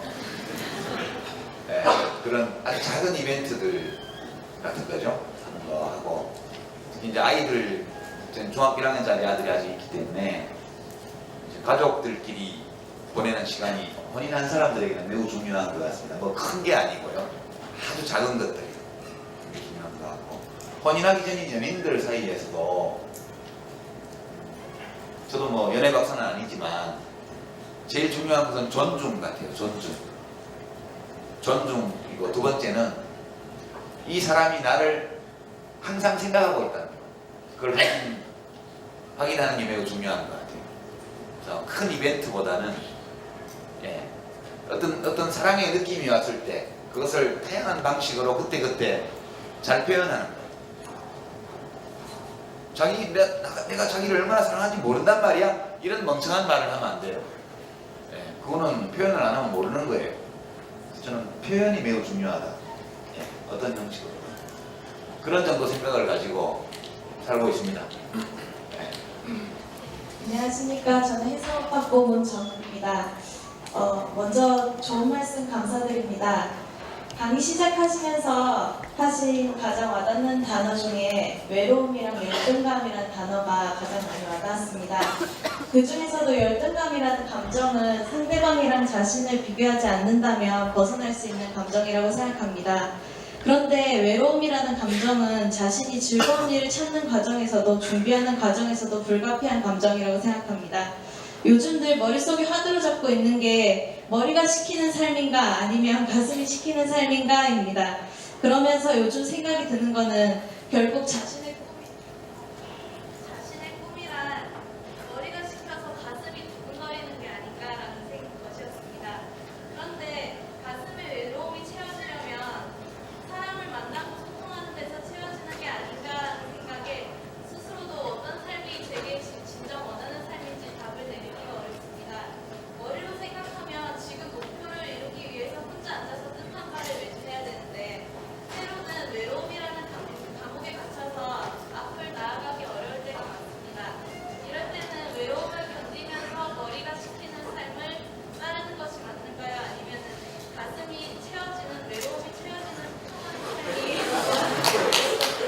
내가 진짜 원하고 즐거워하는 삶인지 그 답이 답을 좀. 이 질문을 예측했던 건 아닌데 마침 적절한 사진이 있어서요. 조금 앞에 글을 한번 써보시죠. 이게 외로움, 고독에 대해서인데 이게 진짜 이제 우리 삶에서 아주 극복하기 어려운 문제입니다. 이제 질문 형식은 이거냐 저거냐 이렇게 물으셨는데요. 혼자 있다고 고독한 건 아니거든요. 혼자 있다고 외로운 것도 아니에요. 또 사람들 속에 둘러싸여 있다고 외롭지 않은 것도 아니에요. 진짜 이 외로움이라는 감정은 좀 다른 차원의 문제라는 생각이 들어서 이 사진을 먼저 보시면 특별한 느낌이 있어요? 여러분? 동물의 왕국에서 노상 나오는 장면이잖아요. 이 포식자가 있고 피식자가 있고 그죠? 산양떼 중에서 풍부하고 떼어져서 무리에서 혼자 이제 소외된 어린 양이 공격 대상이 되어 있고 저렇게 잡아먹어야 집 하나 펴보면 살죠. 이것이 자연의 먹이사슬의 일부라는 거 다 알고 있습니다. 이 사진을 보면 생존 경쟁, 먹이사슬, 포식자, 피식자, 육식동물, 초식동물 이런 단어들이 그냥 떠오를 거예요. 별다른 느낌을 주지 않습니다. 근데 똑같은 사진을 다른 걸 하나 보여드리죠. 이 사진 아무 사진 설명 없이 10초 동안만 이 사진이 주는 느낌을 한번 여러분 마음에 담아보시죠. 뒤에서 있는 건 독수리입니다. 앞에는 흑인 여자아이가 지금 굶주림과 갈증에 지쳐서 죽어가고 있는 장면이에요. 그냥 어떤 느낌이 드는지 어떤 생각이 드는지 잠시 동안만 한번 마음속에 담아보십시오. 이렇게 그냥 객관적으로 과학적으로 얘기를 하면 앞의 사진이나 이 사진이랑 똑같아요. 포식자와 비식자가 있습니다. 독수리는 죽은 고기만 먹으니까요. 죽기를 기다리고 있는 거예요. 먹이사슬이고요. 모든 것이 동일해요. 근데 이 사진은 앞의 것과는 전혀 다른 느낌으로 우리한테 다가옵니다. 이 사진은 1990년대에요. 아프리카 수단에서 내전이 벌어져서 부족 간에 또 서로 다른 무장 집단 간에 엄청난 학살과 약탈, 강화, 살인, 강간 이런 것들이 벌어질 당시에 어떤 사진 기자가 국제 구호단체와 함께 수단 지역에 들어가서 우연히 본 장면을 찍은 사진입니다. 여러분들 이 사진을 보시면 특별한 느낌이 드는 것은 다른 무엇보다도 저기 앞에 죽어가고 있는 건 사람이기 때문이죠. 사람이요. 저 아이가 지금 느끼고 있는 두려움, 또 목마름, 굶주림, 이게 느껴지시죠? 이 사진을 보는 것만으로 감정이입이 돼요. 저 아이가 느꼈을 그런 감정들이 전해져 와요, 우리한테. 우리는 그걸 느낄 수 있는 능력을 가지고 있는 존재들이기 때문에 그렇죠. 그리고 이제 잠시 생각을 해보면 여러 가지 화가 나요. 우선 의문이, 부모는 어떻게 됐을까? 죽었을까? 죽었겠죠. 왜 내전이 벌어진 거지? 인간이란 어떤 존재야? 이렇게 생각이 미치고요. 그 다음 단계로서 저 사진은 뉴욕타임즈에 게재되었던 사진입니다. 여러분들이 이 사진을 집에서 받아보는 신문에서 보셨다면 그 다음 단계에 이렇게 나왔을 거예요. 이 사진 찍은 놈은 어떤 놈이야? 뭐 하는 놈이야 도대체? 저 상황에서 사진이나 찍고 있단 말이야. 그럼 이 사진을 실은 신문사는 또 뭐 하는 놈들이야? 엄청 화가 나서 사진 밑에 댓글을 달든가, 더 열받아서 전화를 해서 신문사에 하든가, 이메일을 보내든가 그랬을지도 몰라요. 실제 상황이거든요. 이 사진이 뉴욕타임즈에 게재되고 나서 엄청난 비난이 신문사와 작가, 편집진에게 쏟아집니다. 그 분노는 아주 정당한 분노죠. 이 사람들이 1차적으로 관심을 가진 것은 저 아이가 어떻게 되었냐는 거예요. 어떻게 됐을까, 저 아이가. 그리고 저 상황에서는 아이를 구해야지 왜 사진을 찍고 있어? 이런 겁니다. 제가 지금 이 외로움에 관한 문제를 얘기를 하려고 이 사진 얘기를 꺼냈는데요. 그로부터 1년 후에 사진작가는 자살합니다. 30대 초반의 젊은 남자였는데요. 물론 이 사진으로 인한 논란 때문에만 자살한 것은 아니고 다른 개인적인 어려움이 겹쳐서 고민하던 끝에 스스로 자살을 하게 되죠. 사람들이 느꼈던 이 분노는 굉장히 자연스러운 감정인데, 그러면 그 분노에 정당한 근거가 있었느냐? 그건 아니에요. 그러면 사실은 어떻게 된 걸까? 사실은 이 작가는 국제 구호단체의 구호소에서 멀리 떨어진 지역에 어떤 일이 벌어지고 있는지를 알고 싶었어요. 그래서 위험을 무릅쓰고 구호소에서 멀리 떨어진 지역을 탐사하러 나갔습니다. 그러던 중에 우연히 이 장면을 보게 되죠. 빨리 사진을 찍었어요. 그리고 가서 독수리를 쫓아냅니다. 여러분이라도 그랬을 거예요. 가서 돌을 집어던지고 막 이렇게 독수리를 내줬습니다. 저 아이를 구하지는 못해요. 왜냐하면 여기는 구호소에서 너무 멀리 떨어진 곳이기 때문에 아이를 구하려면 안고 가야 되는데, 구호단체 활동가들과 기자들에게 내려진 행동 강령 중에 제일 중요한 것이 난민들과 직접 신체 접촉을 하지 말라. 왜냐하면 전염병, 온갖 전염병이 돌고 있기 때문에. 그래서 이 기자는 이 아이를 안아주지 못합니다. 구하지 못했죠, 결국은.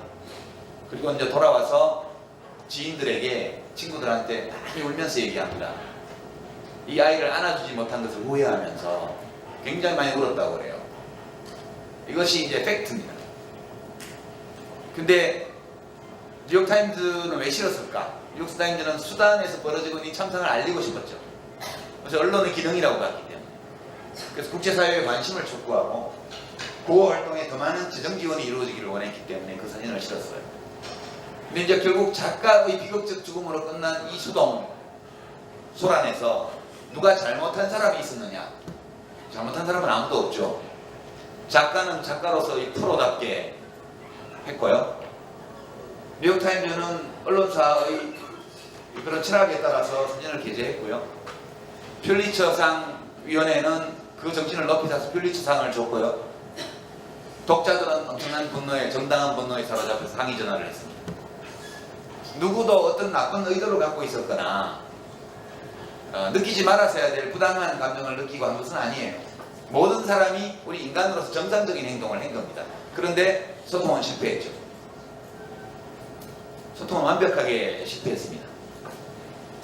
이 작가가 그때 느꼈을 외로움, 고독함, 서운함, 이걸 한번 상상해 보세요. 누구의 잘못도 없지만 소통은 실패했거든요.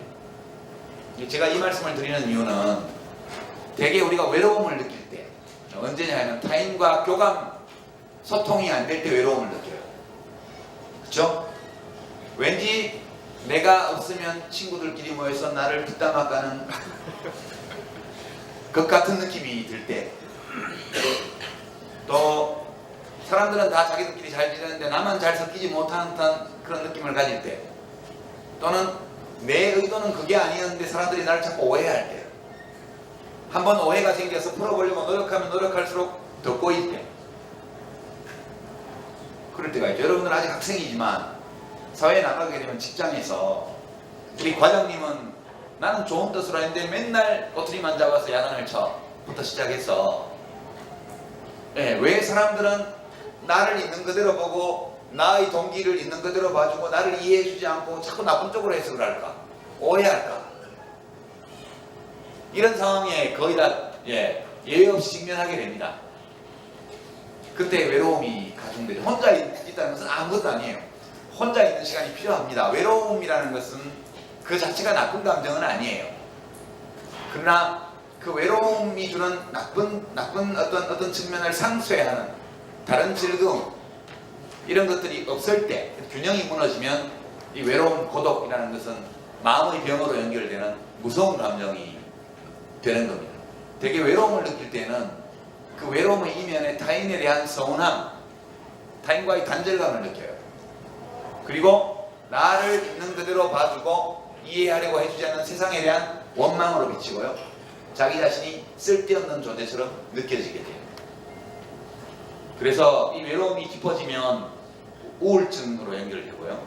우울증이 깊어지면 자기 삶의 가치나 의미에 대한 부정적인 인식이 생기고, 그래서 혹심한 마음의 고통을 겪은 끝에 자살을 하기도 합니다. 실제 우리 국민 6명 중에 1명은요 자살을 생각해봤어요. 통계를 보면 우리나라에서는 10만 명 중에서요 해마다 35명이 자살을 해요. 1인당 국민소득이 $1,000도 안 되던 시절에는 그것이 7명이 지나지 않았는데 지금은 그래서 4배가 넘는 숫자가 자살을 합니다. 거의 권위주의 독재가 판을 치고 학교에는 폭력이 병행하고 군대에서 맞아 죽어도 진실이 다 은폐되고 이러던 시절이에요. 그때가. 그렇게 힘든 시절에도 사람들은 그렇게 많이 자살하지 않았어요. 근데 훨씬 풍요로워지고 훨씬 많은 자유와 민주주의를 누리고 훨씬 더 즐길 거리가 많고 이렇게 된 마당에 지금 사람들은 그때보다 4배나 더 많이 자살을 합니다. 이제 이 원인은 사회경제적 환경에도 문제가 있겠으나 그 사회적 환경을 대하는 우리들의 마음에 문제가 있기 때문에 그렇게 되는 거죠. 이 사례를 보시면 위로가 될 거예요. 소통에 실패하고 타인과 교감하지 못해서 내가 외로움을 느낄 때 잘못이 나에게 있는 것은 아니다, 그런 뜻이에요. 꼭 잘못이 나에게만 있는 것은 아니다. 또는 남에게도 잘못이 없는 경우가 있다. 누구의 잘못도 아니지만 소통에 실패하기도 한다. 그러나 때로는 누구의 잘못이 있을 때도 있겠죠. 일단 소통에 실패하고 타인과 교감하지 못하는 것이 꼭 나의 잘못만은 아니라는 사실을 그것을 생각해야 된다고 봐요. 또한 그럴 때 타인이 나에 대해서 나쁜 의도 또는 악한 감정을 지니고 있어서 그렇게 되는 것만도 아니라는 생각을 할 필요가 있어요. 위로가 될 겁니다. 원래요 소통은 어려운 거예요. 우리는 보통 소통이 잘 되는 것을 정상적인 상황으로 보고 그것이 안 되면 이상한 상황, 잘못된 상황으로 간주합니다. 저는 이 판단이 잘못되었다고 봐요. 원래 소통은 안 되는 게 정상이에요. 일부라도 소통이 되면 그것이 기적이에요. 여러분들은 다 개성을 가지고 있는 독립된 인격체들인데 나가 있는 그대로 봐주고 그대로 이해하고 그대로 존중하고 거기서 더 나를 사랑해 주기까지 하는 사람이 있느냐 이렇게 물어보세요. 자기 자신에게. 답을 쉽게 못 찾을 거예요. 부모님도 그렇게 못 해줘요. 여러분들 부모님이 모르는 세계를 가지고 있잖아요. 부모님이 가지고 계신 세계와 여러분의 세계 사이에는 교집합도 넓게 있지만 서로 엇갈리는 다른 부분들도 있는 거예요. 저는 딸이 대학생인데 딸의 세계 중에 모르는 게 많거든요. 이미 그렇습니다. 우리 아들이 중학교 1학년인데 벌써 모르는 게 생겨요. 부모도 나를 완벽하게 있는 그대로 이해하고 알고 이해하고 존중하고 사랑해 주지 못해요. 여러분 자식이 그렇게 할 수 있을 것 같아요? 여러분이 부모님을 그렇게 해주고 있다면 가능하겠죠. 여러분도 부모님에 대해서 완벽하게 부모님을 이해하고 소통하면서 있는 그대로 존중하고 사랑하나요? 그렇지 않잖아요. 우리 아버지는 이게 문제야. 우리 엄마가 왜 그런지 몰라. 다 하잖아요. 여러분들이 그렇게 하는 만큼 여러분 자녀들도 나중에 생기면 그렇게 할 거예요. 연인이 그렇게 해줄까요? 초등학교 동창생 친구가요? 또는 혼녀 배우자가? 절대 그렇게 못해요.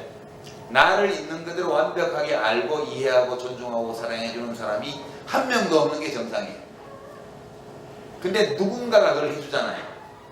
완벽하다고까지는 못해도 그래서 상당히 어느 정도 나를 그렇게 해준다. 이런 사람이 한두 명이라도 있으면 굉장히 행복한 거예요.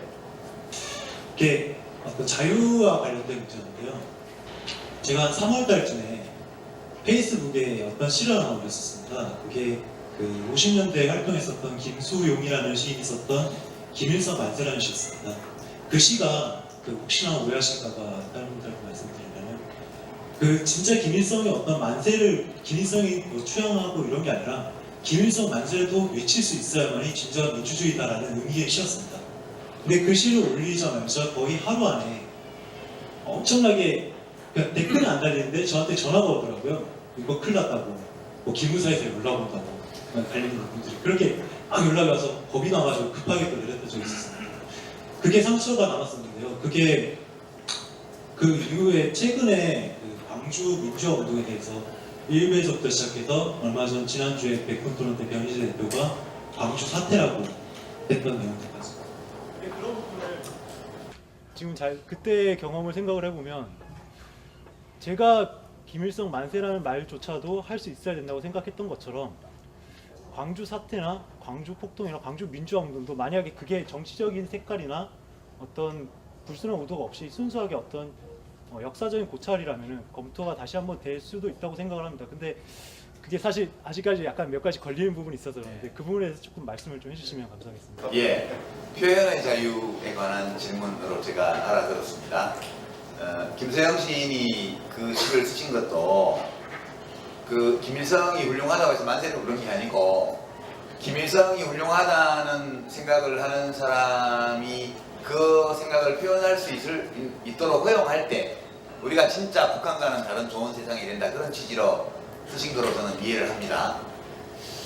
근데 이제 이 표현의 자유 문제에 관해서 여러 가지 오해가 있는 것 같아요. 우선 터무니없는 주장을 허용하면 안 된다 이런 견해가 있죠. 그것은 저는 옳지 못한 생각이라고 봐요. 원래 표현의 자유라는 것은 사회 구성원의 대다수가 터무니없다고 생각하는 그런 견해에게 주어지기 위해서 있는 거예요. 사회의 대다수가 옳다고 생각하는 견해에 대해서는 특별히 표현의 자유를 강조할 이유가 없어요. 다수가 좋아하는 견해이기 때문에 그걸 제약할 수 있는 사람이 아무도 없다고요.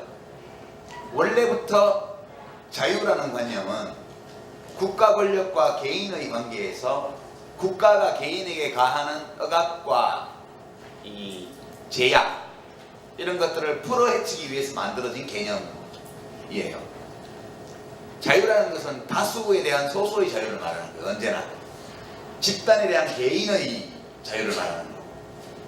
그러니까 진짜 자유가 보장된 사회라는 것은 사회 구성원 대다수가 터무니없다고 생각하는, 판단하는 그런 견해까지도 형성하고 표현할 수 있는 자유, 그게 표현의 자유예요.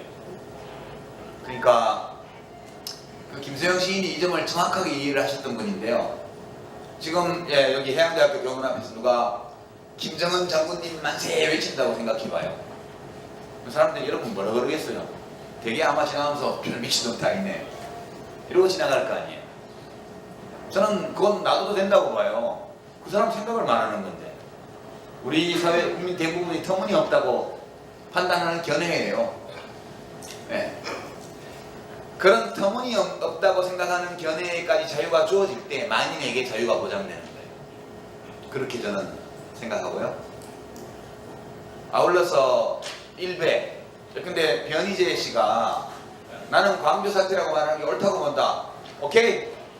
저는 변희재 씨가 그렇게 생각한다는 점을 받아들일게요. 받아들여요. 오케이. 당신은 그렇게 생각하세요? 나는 그 광주 민주항쟁이라고 생각해요. 그건 서로 견해의 차이예요. 그죠? 그냥 견해의 차이입니다. 그 광주 민중항쟁을 국가적으로는 5.18 민주화운동이라고 부르기로 했고 국회에서의 법률을 통해서 일단 사회적 합의가 형성된 걸 우리는 받아들이죠. 그러나 그와는 다른 개인적인 견해는 얼마든지 말할 수 있어요. 저는 그래서 그걸 광주 민중항쟁이라고 얘기해요. 변희재 씨는 그걸 광주 사태라고 얘기하는 게 맞다고 주장하는 거예요. 변희재 씨에게는 그런 주장을 할 자유가 있어요. 우리는 그 자유를 존중해줘야 된다고 생각해요. 우리는 다만 토론할 수 있을 따름이죠. 그거에 대해서. 어떻게 생각하면 그 사람 자유니까. 그렇게 생각하고요. 광주 5.18 민주화운동을 광주 사태라고 표현하는 글들을 올린다는 이유로 그 사이트를 폐쇄하자. 이 주장은 김일성 만세를 외치는 자유가 있어야 대한민국이 진짜 자유사회다라는 글을 싣는다는 이유로 어떤 사이트를 폐쇄하자는 주장과 똑같아요. 저는 그렇게 생각합니다. 그러니까 저는 일베의 회원들에게도 표현의 자유를 제한 없이 줘야 된다고 생각해요. 왜냐하면 거기 올라오는 그런 홍언니 뭐니 하는 글들은 쓰레기예요. 이건 제 생각이에요. 저는 쓰레기라고 생각해요. 그분들은 홍어택배라고 말할 자유가 있고 저는 그 홍어택배라는 글을 쓰레기라고 말할 자유가 있어요. 나아가서 그런 글을 올린 사람들의 인격도 쓰레기라고 생각해요. 저는. 그런데 왜 그분들의 표현의 자유를 옹호하느냐? 그런 쓰레기 같은 인격을 가지고 쓰레기 같은 글을 쓰는 자들에게까지 표현의 자유가 완벽히 보장될 때 모든 선량한 시민들에게 완벽한 표현의 자유가 보장된다는 증거가 된다는 거예요. 이게 제 말이 아니고 메리 프린트라고 펜트하우스인가요? 예, 그 도색 잡지를 만든 미국의 유명한 출판업자가 있습니다. 그 사람이 이렇게 말했어요. 쓰레기 같은 잡지를 만든다고 저 인간도 쓰레기다 이렇게 공격을 하니까 나 쓰레기 맞아요 그렇게 얘기를 합니다. 나 같은 쓰레기에게도 표현의 자유가 보장된다면 선량한 수준 높은 여러분들에게는 완벽히 보장된다는 증거 아니겠어요? 그렇게 해서 연방헌법재판소까지 가서 기록 승소 판결을 받아내죠.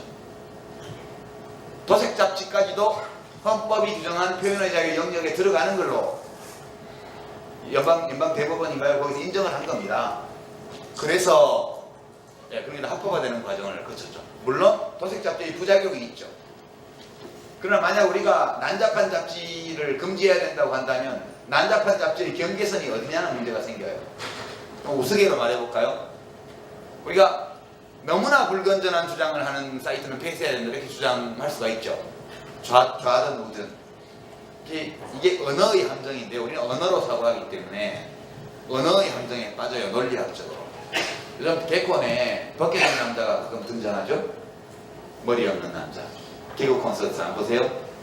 벗겨진 남자가 나와요. 저 대머리. 대머리가 뭐죠? 머리카락이 없는 게 대머리예요. 그게 우리 언어적인 개념이에요. 머리카락이 없으면 대머리예요. 우리 머리카락이 보통 10만 개인데요. 머리카락이 하늘도 없어. 대머리죠? 대머리 맞죠? 머리카락이 한 개 있으면 어떡해요? 한 개 있으면. 그래도 대머리예요. 2개 있으면요. 그것도 대머리 같아. 5,000개 있으면 10만 개인데 5,000개면 20분의 1밖에 안 되니까 그것도 대머리지. 10,000개 되면 어떤데요? 그럼 사람들이 슬슬 헷갈리기 시작해. 5만 개 있으면 대머리냐 아니야? 반이나 있는데 그럼 대머리라고 할 수 없어. 이렇게 얘기해요. 그럼 그 5만 개의 머리카락이 앞에하고 위에만 빼고 뒤에하고 옆에하고 몰려있으면 어떤데? 그럼 대머리지. 이 대머리라는 이 개념이요. 이것이 확실해 보이지만 이렇게 확실하지 않아요. 경계선이 모호하다. 불건전함 있죠. 불건전하다는 것은 어떤 상태가 있어요. 우리가 생각하는 게.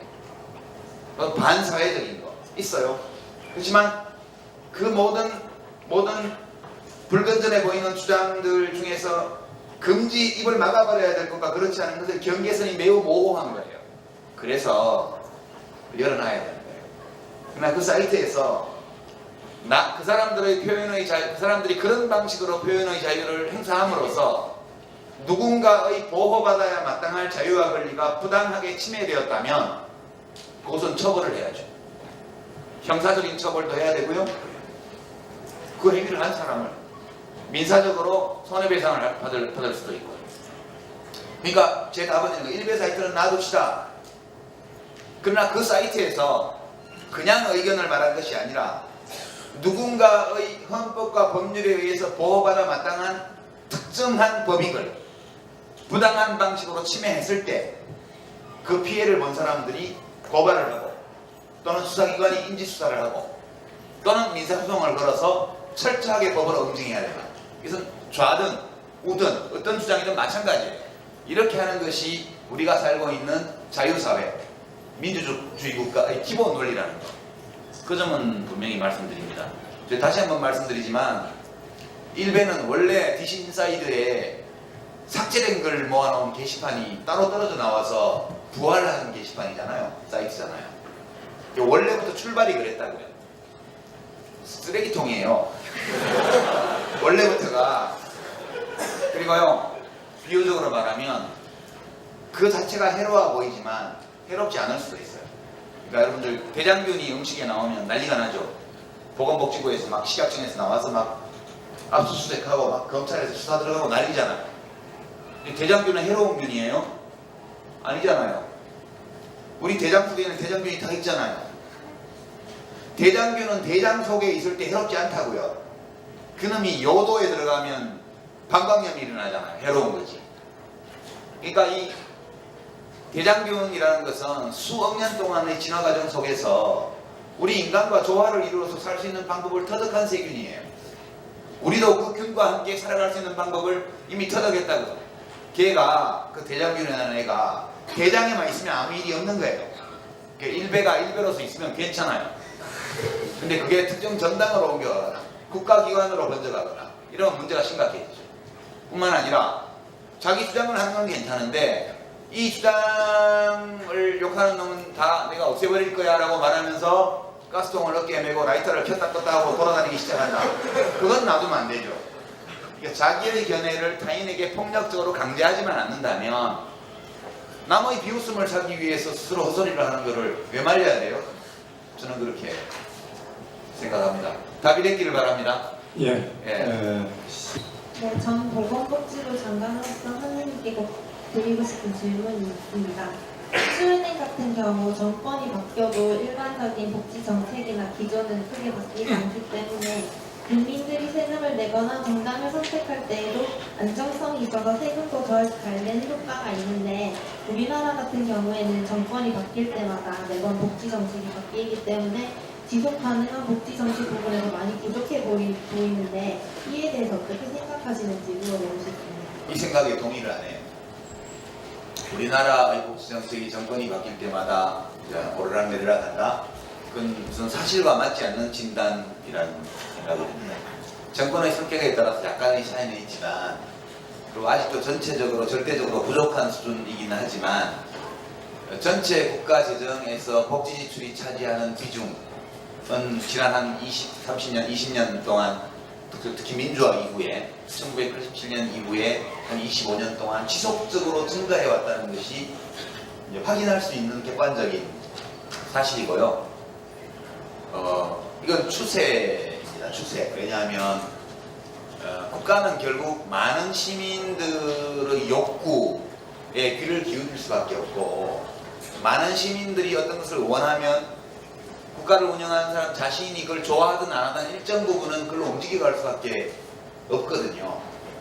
그래서 보다 인간다운 삶, 또 보다 더 평등한 삶, 또 함께 잘 살아가는 삶에 대한 국민들의 욕구가 계속 증가해 왔기 때문에 우리 국가재정의 변화도 그 방향으로 움직여 온 것은 인정을 해야 된다. 저는 그렇게 생각합니다. 심지어 이명박 대통령 지하 5년 동안도 복지 예산이 줄어들지는 않았어요. 증가율이 좀 감소된 거죠.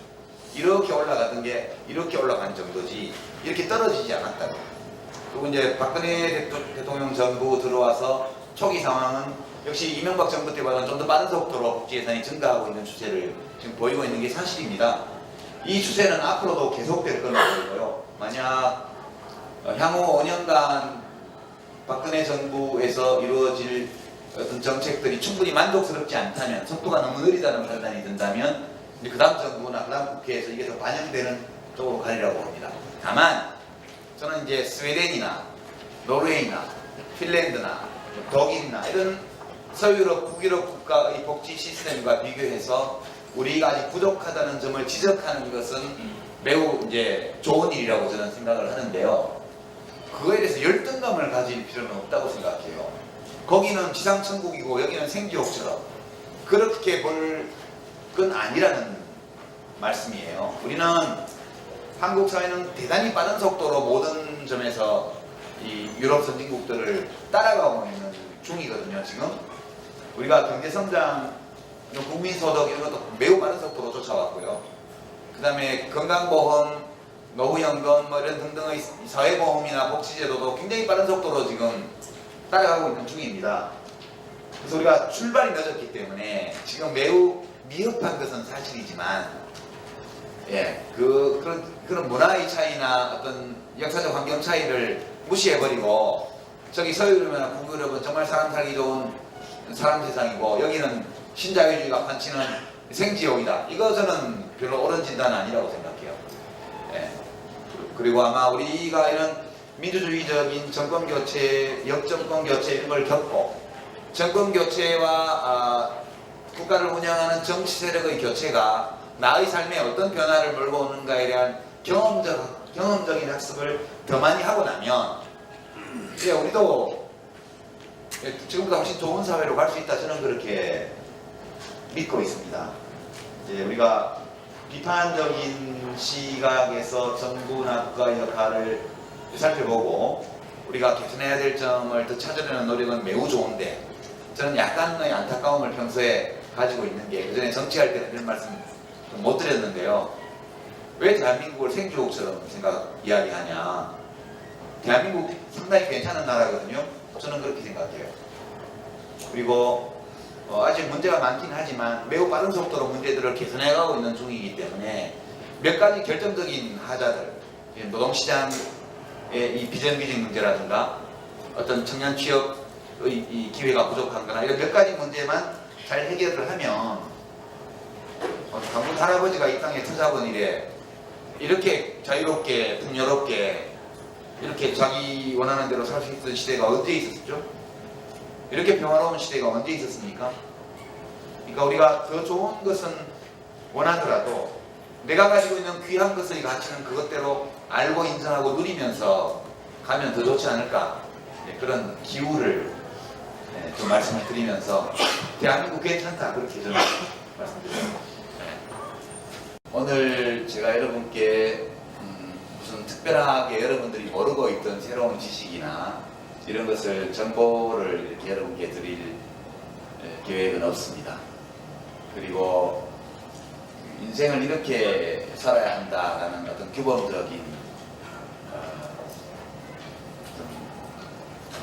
규범적인 명령이나 혹은 뭐 요령 또는 세상을 잘 살아가는 방법에 대한 노하우 이런 것들을 전수하려는 것도 아니고요.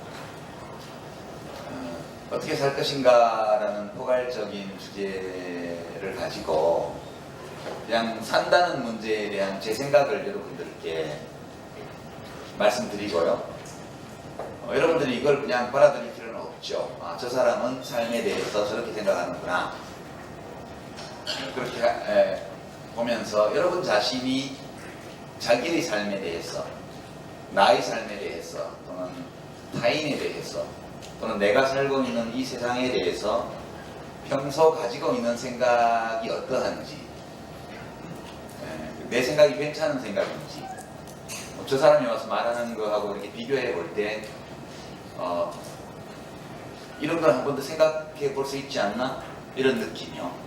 그래서 함께 우리가 2시간 함께 하게 돼 있죠. 제가 한 4, 50분 정도 말씀드릴 텐데요. 여러분들이 혹시 오시면서 기대하고 온 어떤 이야기나 이런 게 있을지 모르는데 제가 준비한 것 중에 그게 없을 수 있어요. 그러니까 질의응답 시간을 충분히 또 그 정도로 가지도록 그렇게 하겠습니다. 되게 사람들이 한 생애를 살아가면서 만나는 여러 가지 사건들, 느끼게 되는 여러 감정들 중에 가장 삶을 어렵게 만드는 감정이 몇 가지 있는 것 같습니다. 첫 번째는 외로움이고요. 두 번째는 열등감 같아요. 제 생각에. 외로움에 빠지게 되면 그 시간을 견디기가 굉장히 어려워집니다. 열등감에 빠지면 매일 날이 밝는 것이 또 겁이 나게 돼요. 우리는 살면서 온갖 좋은 감정, 좋지 않은 감정, 또 밝은 느낌, 어두운 느낌을 다 만나면서 살게 되는데 좋지 않은 부정적인 어두운 감정 중에서 최악으로 꼽는 2가지가 외로움과 열등감이 아닐까 저는 그렇게 생각합니다. 근데 과연 나는 잘 살고 있는가? 누구나 다 외로움도 느끼고 열등감도 느끼면서 살아가요. 또 다른 설레임, 기쁨, 즐거움 이런 것도 느끼면서 살아가고, 근데 내가 지금 잘 살고 있나? 또는 앞으로 잘 살아갈 수 있을까? 이런 의문이 들 때 그때 내가 잘 살고 있는지 아닌지를 판단할 수 있는 어떤 방법이 있는 것 같아요. 제 생각에는.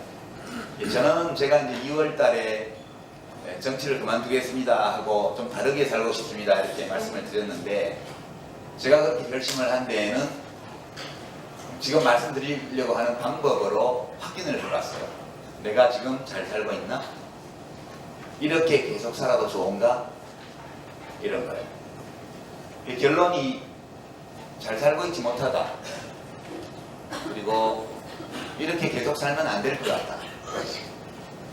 그런 결론이 나서 정치를 그만하고 글 쓰는 일로 돌아와서 내가 살고 싶은 생활을 해야 되겠다. 그렇게 결심을 하게 됐습니다.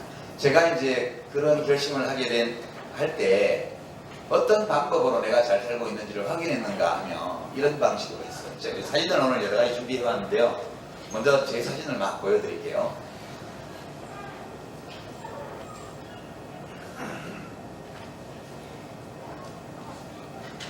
우선 이 사진이요. 이게 제가 26살 때 찍힌 사진입니다. 찍은 건 아니고 찍힌 거죠.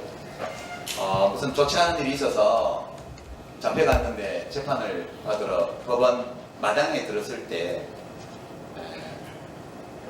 교도소 호송버스에서 내려서 법원 건물 들어가는 주차장 이동로를 걸어갈 때입니다. 그때 얼굴을 한번 보려고 친구들이랑 가족들이 그 주차장 출입문 그 바깥쪽에 이렇게 얼굴을 내밀고 막 제 이름을 부를 때 제가 돌아보면서 인사하는 사진이에요. 이게 되게 얼굴이 밝죠? 밝지 않아요? 행복해 보이지 않아요?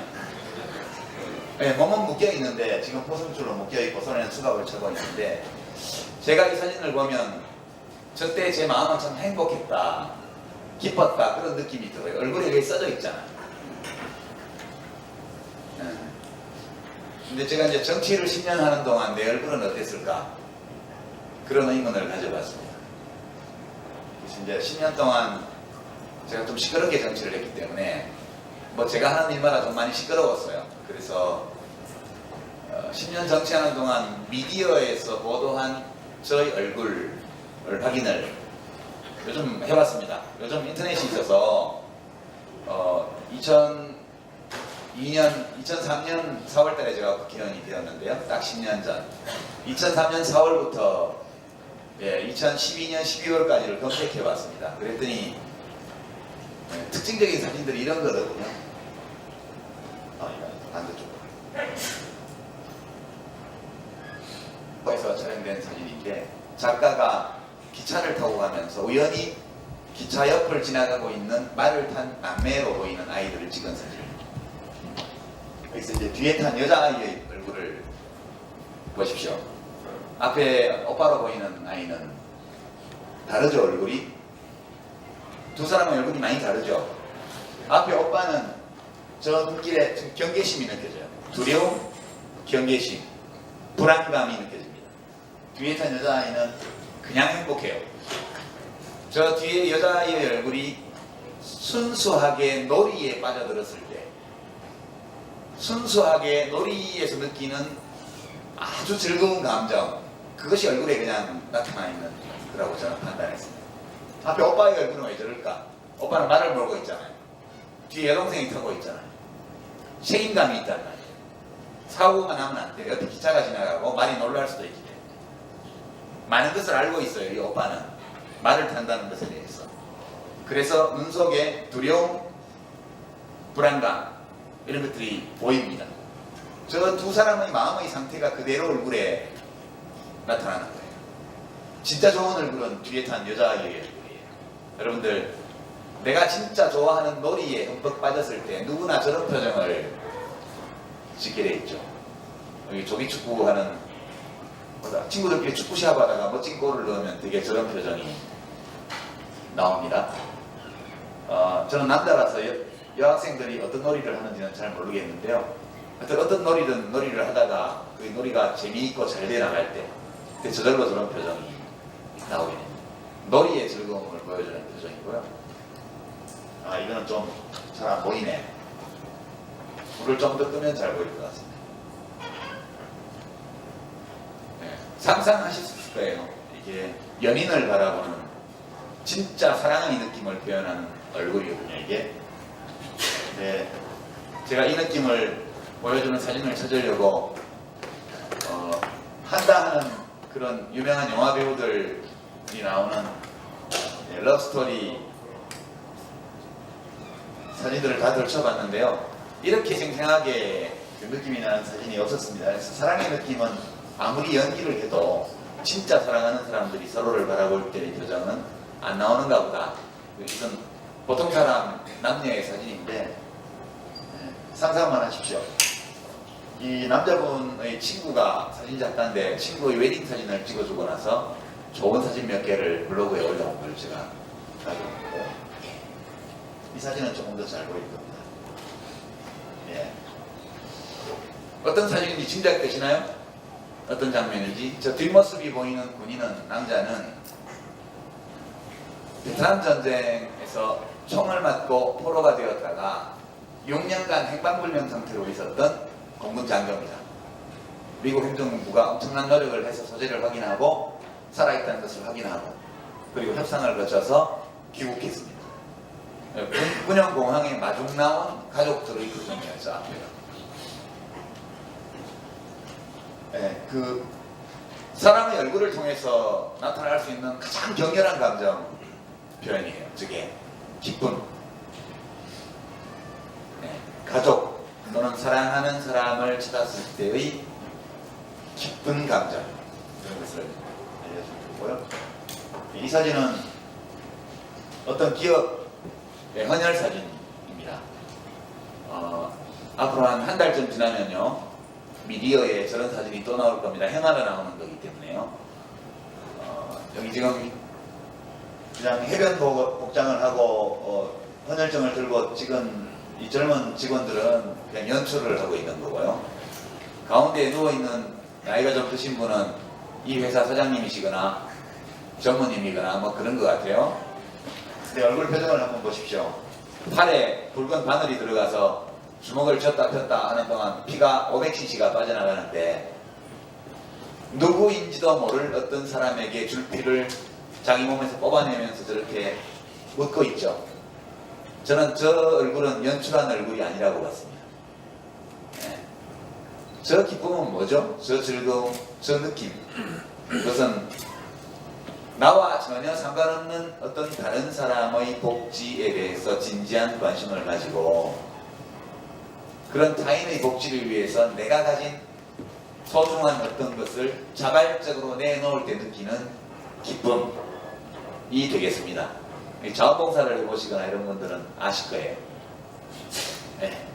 그냥 학교에서 뭐 요청해서 의무적으로 하는 거 말고요. 진짜 자기가 하고 싶어서 결심해서 하는 자원봉사를 해본 분들은 그 자원봉사를 했을 때 느끼는 기분을 아실 거예요.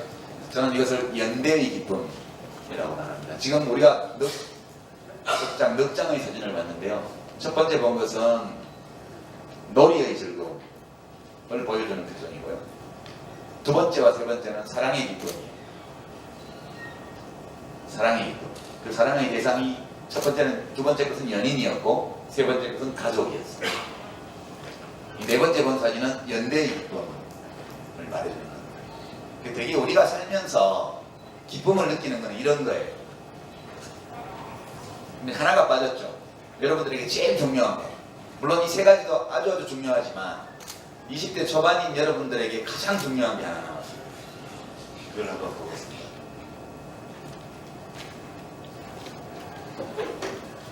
예. 이 사진인데 표정이 안 보이죠? 이 사진은 고층 빌딩 유리 외벽을, 특수 강화 유리로 된 고층 빌딩 외벽을 청소하는 남자로 추정되는 두 노동자의 일하는 모습이에요. 너무 높은 곳에서 일을 하고 있기 때문에 표정을 찍을 수가 없습니다. 이 사진만으로는 우리는 저 두 노동자에 대해서 아무것도 알 수 없어요. 나이가 얼마나 되었는지, 정규직인지 비정규직인지, 월급을 얼마나 받는지, 또는 일당을 얼마를 버는지, 가족이 있는지, 결혼을 했는지, 가족이 있는지, 취미는 무엇인지, 여가 시간이 있으면 뭘 하는지 아무것도 알 수가 없어요. 근데 상상을 해보죠. 그래서 저 두 사람의 유리의 벽을 청소하는 노동자가 어떤 표정으로 일하고 있을까? 예. 상상할 수 있는 경우의 수가 두 가지가 있죠. 중립지역을 빼고 나면 매우 즐겁게 일하고 있다. 1. 매우 즐거운 표정으로 일하고 있다. 2. 아주 괴로운 표정으로 일하고 있다. 둘 중에 하나일 겁니다. 만약 아까 우리가 봤던 사진에서 나타난 그런 얼굴을 하고 저 일을 하고 있다면 어떨 때 그럴까요? 어떨 때? 여러분이 감정이입을 해서 저기 유리 외벽 청소를 하고 있다고 생각을 해보세요. 내가 아까 우리가 본 사진처럼 그렇게 활짝 웃고 황홀한 표정으로 기쁘게 저 일을 하고 있다면 그건 어떤 경우일까? 아마도 몇 가지 나눠서 생각할 수 있는데, 첫째는 저 일 자체가 너무 재밌는 경우. 가능하죠, 그것도? 시시하게 땅바닥에부터 일하는 건 너무 시시해. 저 정도 높은 데 올라가서 줄 하나에 목숨을 걸고 매 순간 스릴을 맛보면서 목숨을 걸고 일하는, 이게 나는 좋아. 그런 사람이 있을 수 있죠. 만약 그런 사람이라면 틀림없이 어렸을 때 희망이 암벽 등반가 또는 빈벽 등반가가 꿈이었을지도 몰라요. 근데 저기 뭐 알프스에 가서 무슨 아이거 북벽을 탄다든가 히말라야에 가서 무슨 얼어붙은 폭포를 오른다든가 이런 건 돈이 엄청 들잖아요. 그래서 그걸 하고 싶은데 그 꿈을 이루지 못했어. 그 대신 서울에 있는 엄청난 수십 층짜리 고층 빌딩에 매달려서 유리 외벽을 타고 내리면서 그 기쁨을 맛본다. 상상할 수 있습니다. 특별한 경우에. 그런 경우에 이 일이 매우 즐거울 거예요. 그러면 즐거운 표정을 지을 수 있죠. 두 번째 가능성은 이 일은 그렇게 즐거운 일이 아니에요. 나한테 별로 즐거운 일이 아니에요. 할 만은 하지만. 그런데 일 자체가 굉장히 즐거운 것은 아니지만 저 일은 다른 노동에 비해서 좀 위험한 일이어서 일당이 좀 셉니다. 일당이. 이 일 자체는 힘이 들고 위험하고 그리고 그닥 즐겁지는 않으나 내가 여기서 번 돈으로 뭘 하지? 라고 생각할 때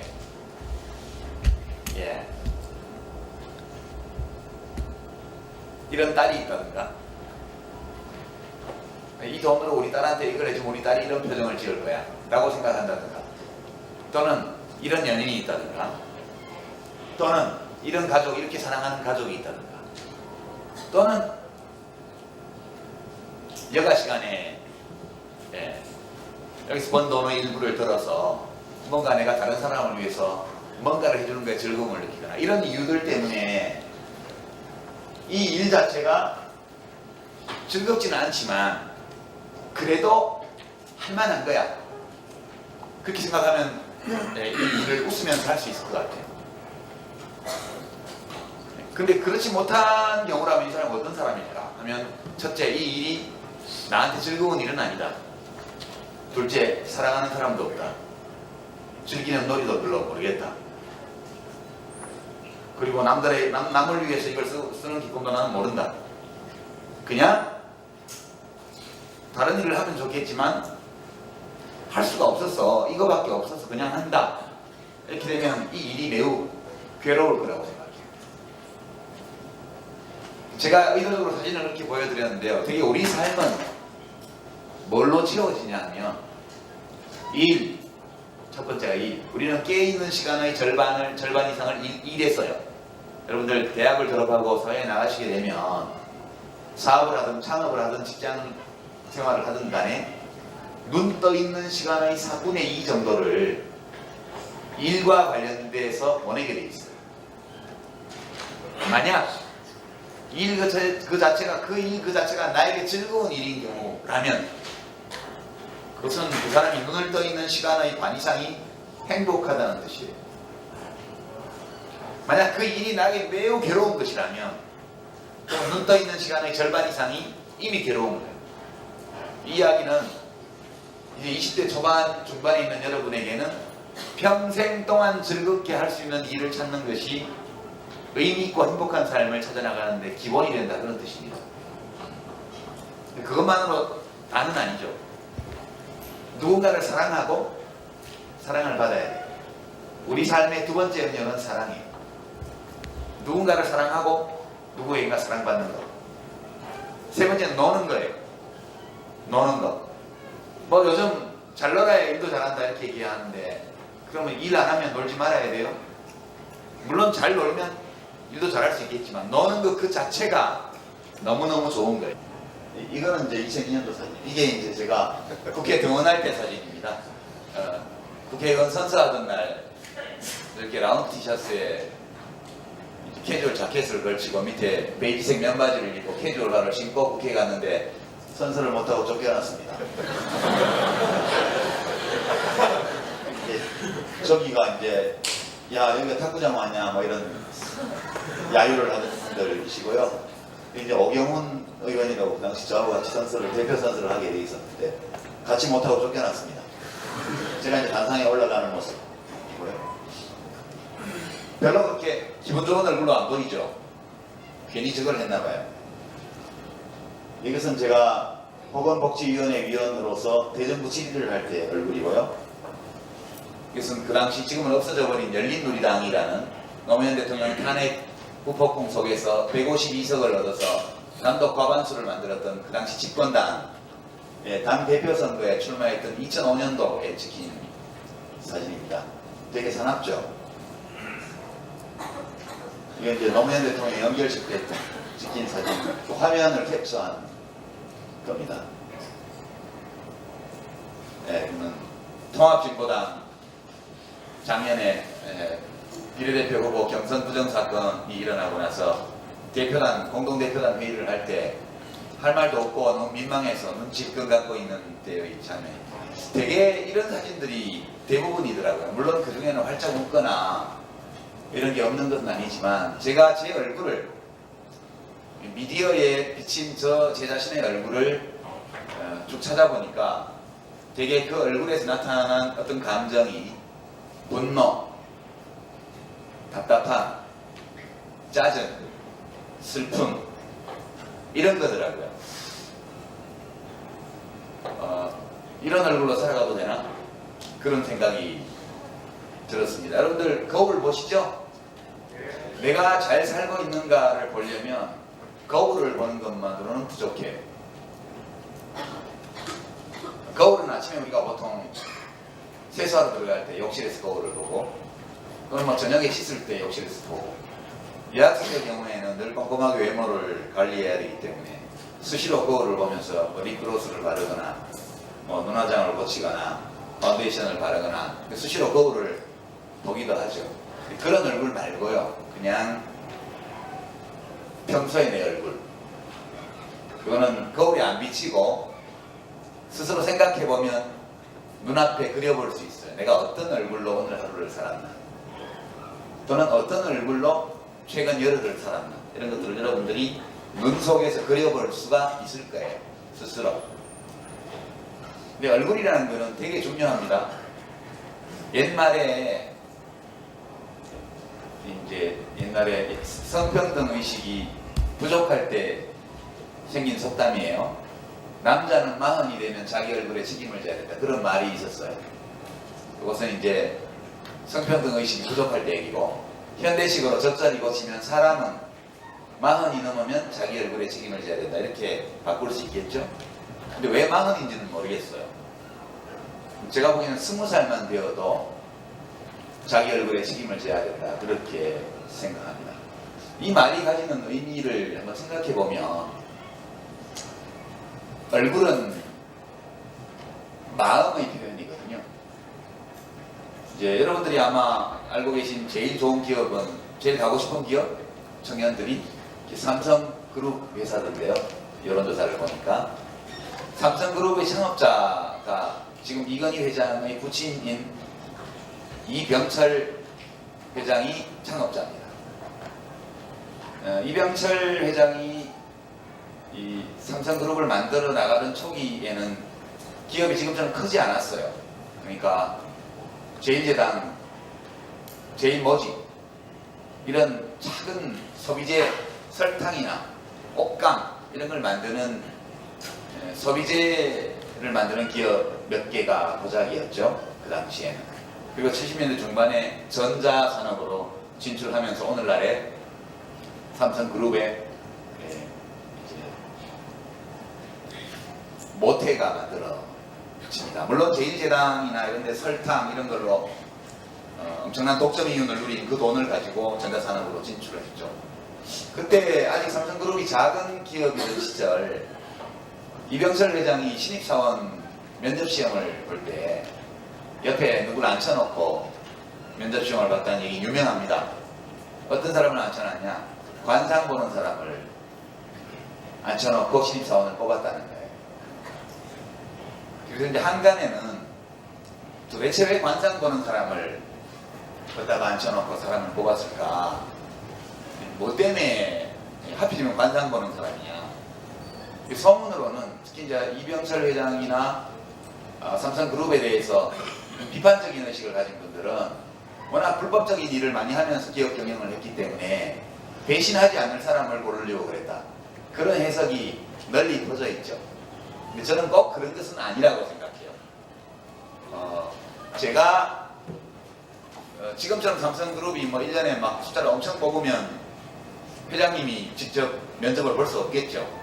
그러나 그렇지 않고 직접 기업 경영자로서 내가 면접하는 사람을 뽑는다면 저도 얼굴을 볼 것 같아요. 제가 관상 전문가는 아니지만. 근데 뭐 때문에 얼굴을 보냐? 잘생겼냐? 못생겼냐? 그거는 특별히 기술이 필요 없죠. 그냥 그거는 보면 알잖아요.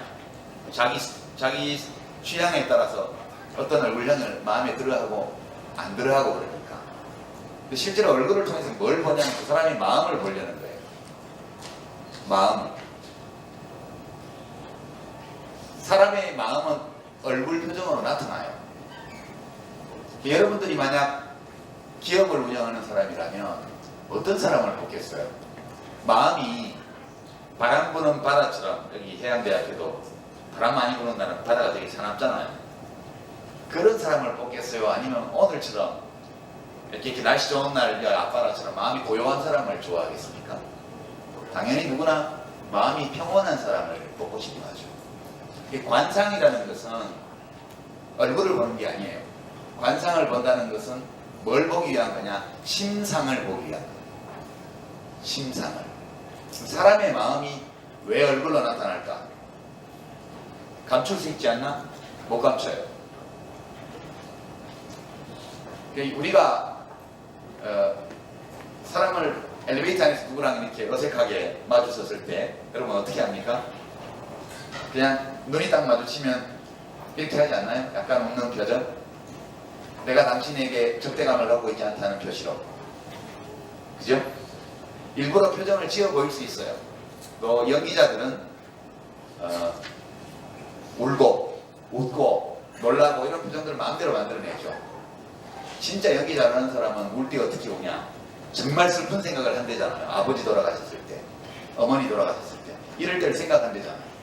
그래서 그 기분으로, 그 감정으로 푹 빠져들면 눈물이 나오는 거예요. 정말 슬픈 표정이 나오는 거예요. 우리의 안면 근육은요, 일종의 자율신경. 예. 내가 일부러 표정을 짓지 않아도 내 마음속에 어떤 감정이 느껴지면 그 감정이 안면 근육의 움직임을 통해서 자동적으로 나타납니다. 일부러 표정을 지어 보일 수는 있지만 진짜 좋아서 웃는 표정과 내가 저 사람에게 웃는 모습을 보여줘야 되겠다고 생각해서 짓는 웃는 표정은 다르죠. 여러분 다 알고 계실 겁니다. 영장류는 일반적으로 표정이 있죠.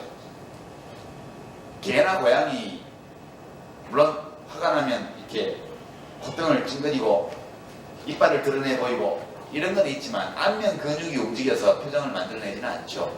그러나 원숭이, 오랑우탄, 침팬지, 보노보 이런 영장류 동물들은 다 표정이 있습니다. 영장류 중에서 단연 압도적으로 풍부한 표정을 만들 줄 아는 게 인간이에요. 왜 인간은 이렇게 다양한 표정을 저절로 짓도록 만드는 이 안면의 잔근육을 이렇게 많이 발전시킨 걸까? 또 이게 왜 필요했을까? 또는 왜 인간은 다른 사람의 얼굴을 인식하는 능력을 놀라운 수준까지 발전시켰을까? 이른바 안면 인지 능력 이런 것들을 왜 이렇게 발전시켰을까? 그건 뭐 저희 길게 말씀을 안 드리겠습니다. 살아남기 위한 노력이었죠. 대개 인간은 수십만 년 동안 구석기 시대부터 해가지고 수십만 년 동안 수렵채집 시대에 100명 내외의 작은 혈족 집단 또는 한정된 공간 안에서 일상적으로 호혜적인 교환을 하는 동맹자들, 이웃의 동맹자들로 구성되어 있는 소집단에서 수십만 년을 살았어요. 그 과정에서 지금은 현대인으로 진화되어 왔습니다. 그러니까 낯선 사람을 만날 때는 대화를 해보기도 전에 그 사람이 우호적인지 적대적인지 알아야 돼요.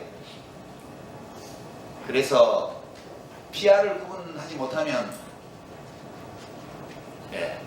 살아남기 어려운 경우가 대단히 많았기 때문에 우리 얼굴 표정이라는 것은 기본적으로 그 사람의 마음의 상태를 드러내도록 만들어졌고, 내가 마음속에 어떤 사람에서 우호적인 감정을 느끼면 빨리 표현해야 돼요. 그래야지 공격을 안 받죠. 그 상대방의 얼굴에서 적대적인 감정을 읽어내면 곧바로 대비에 들어가야 돼요. 그걸 읽지 못하면 당하는 거니까. 서로 간의 필요에 의해서 굉장히 정교한 안면 표정과 그 인식 기술을 우리가 진화적으로 발전시켜 왔다고 저는 생각해요. 그러니까 내 얼굴을 보면 내 마음이 어떤 상태인지 알 수 있다는 얘기예요. 그러니까 늘 외로움, 또 소외감, 분노, 짜증, 두려움 이런 부정적 감정에 사로잡혀서 살아가는 사람의 얼굴에는 그 부정적 감정이 어떤 형태로든 나타나게 되어 있습니다. 반면 배려, 연대의식, 기쁨, 즐거움, 황홀감 이런 긍정적이고 밝은 감정을 느끼면서 살아가는 사람은 얼굴에 그것이 또한 나타나게 되어 있습니다.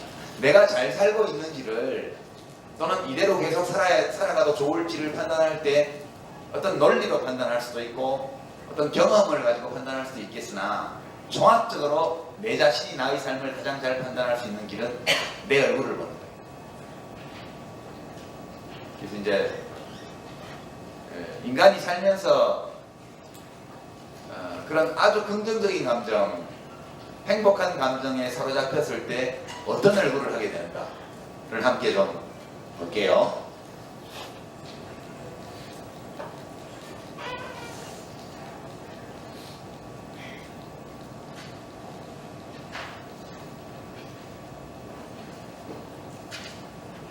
네, 여기가 좀 밝아서 잘 보이실지 모르겠는데 보이실 거예요. 이 사진은요, 멕시코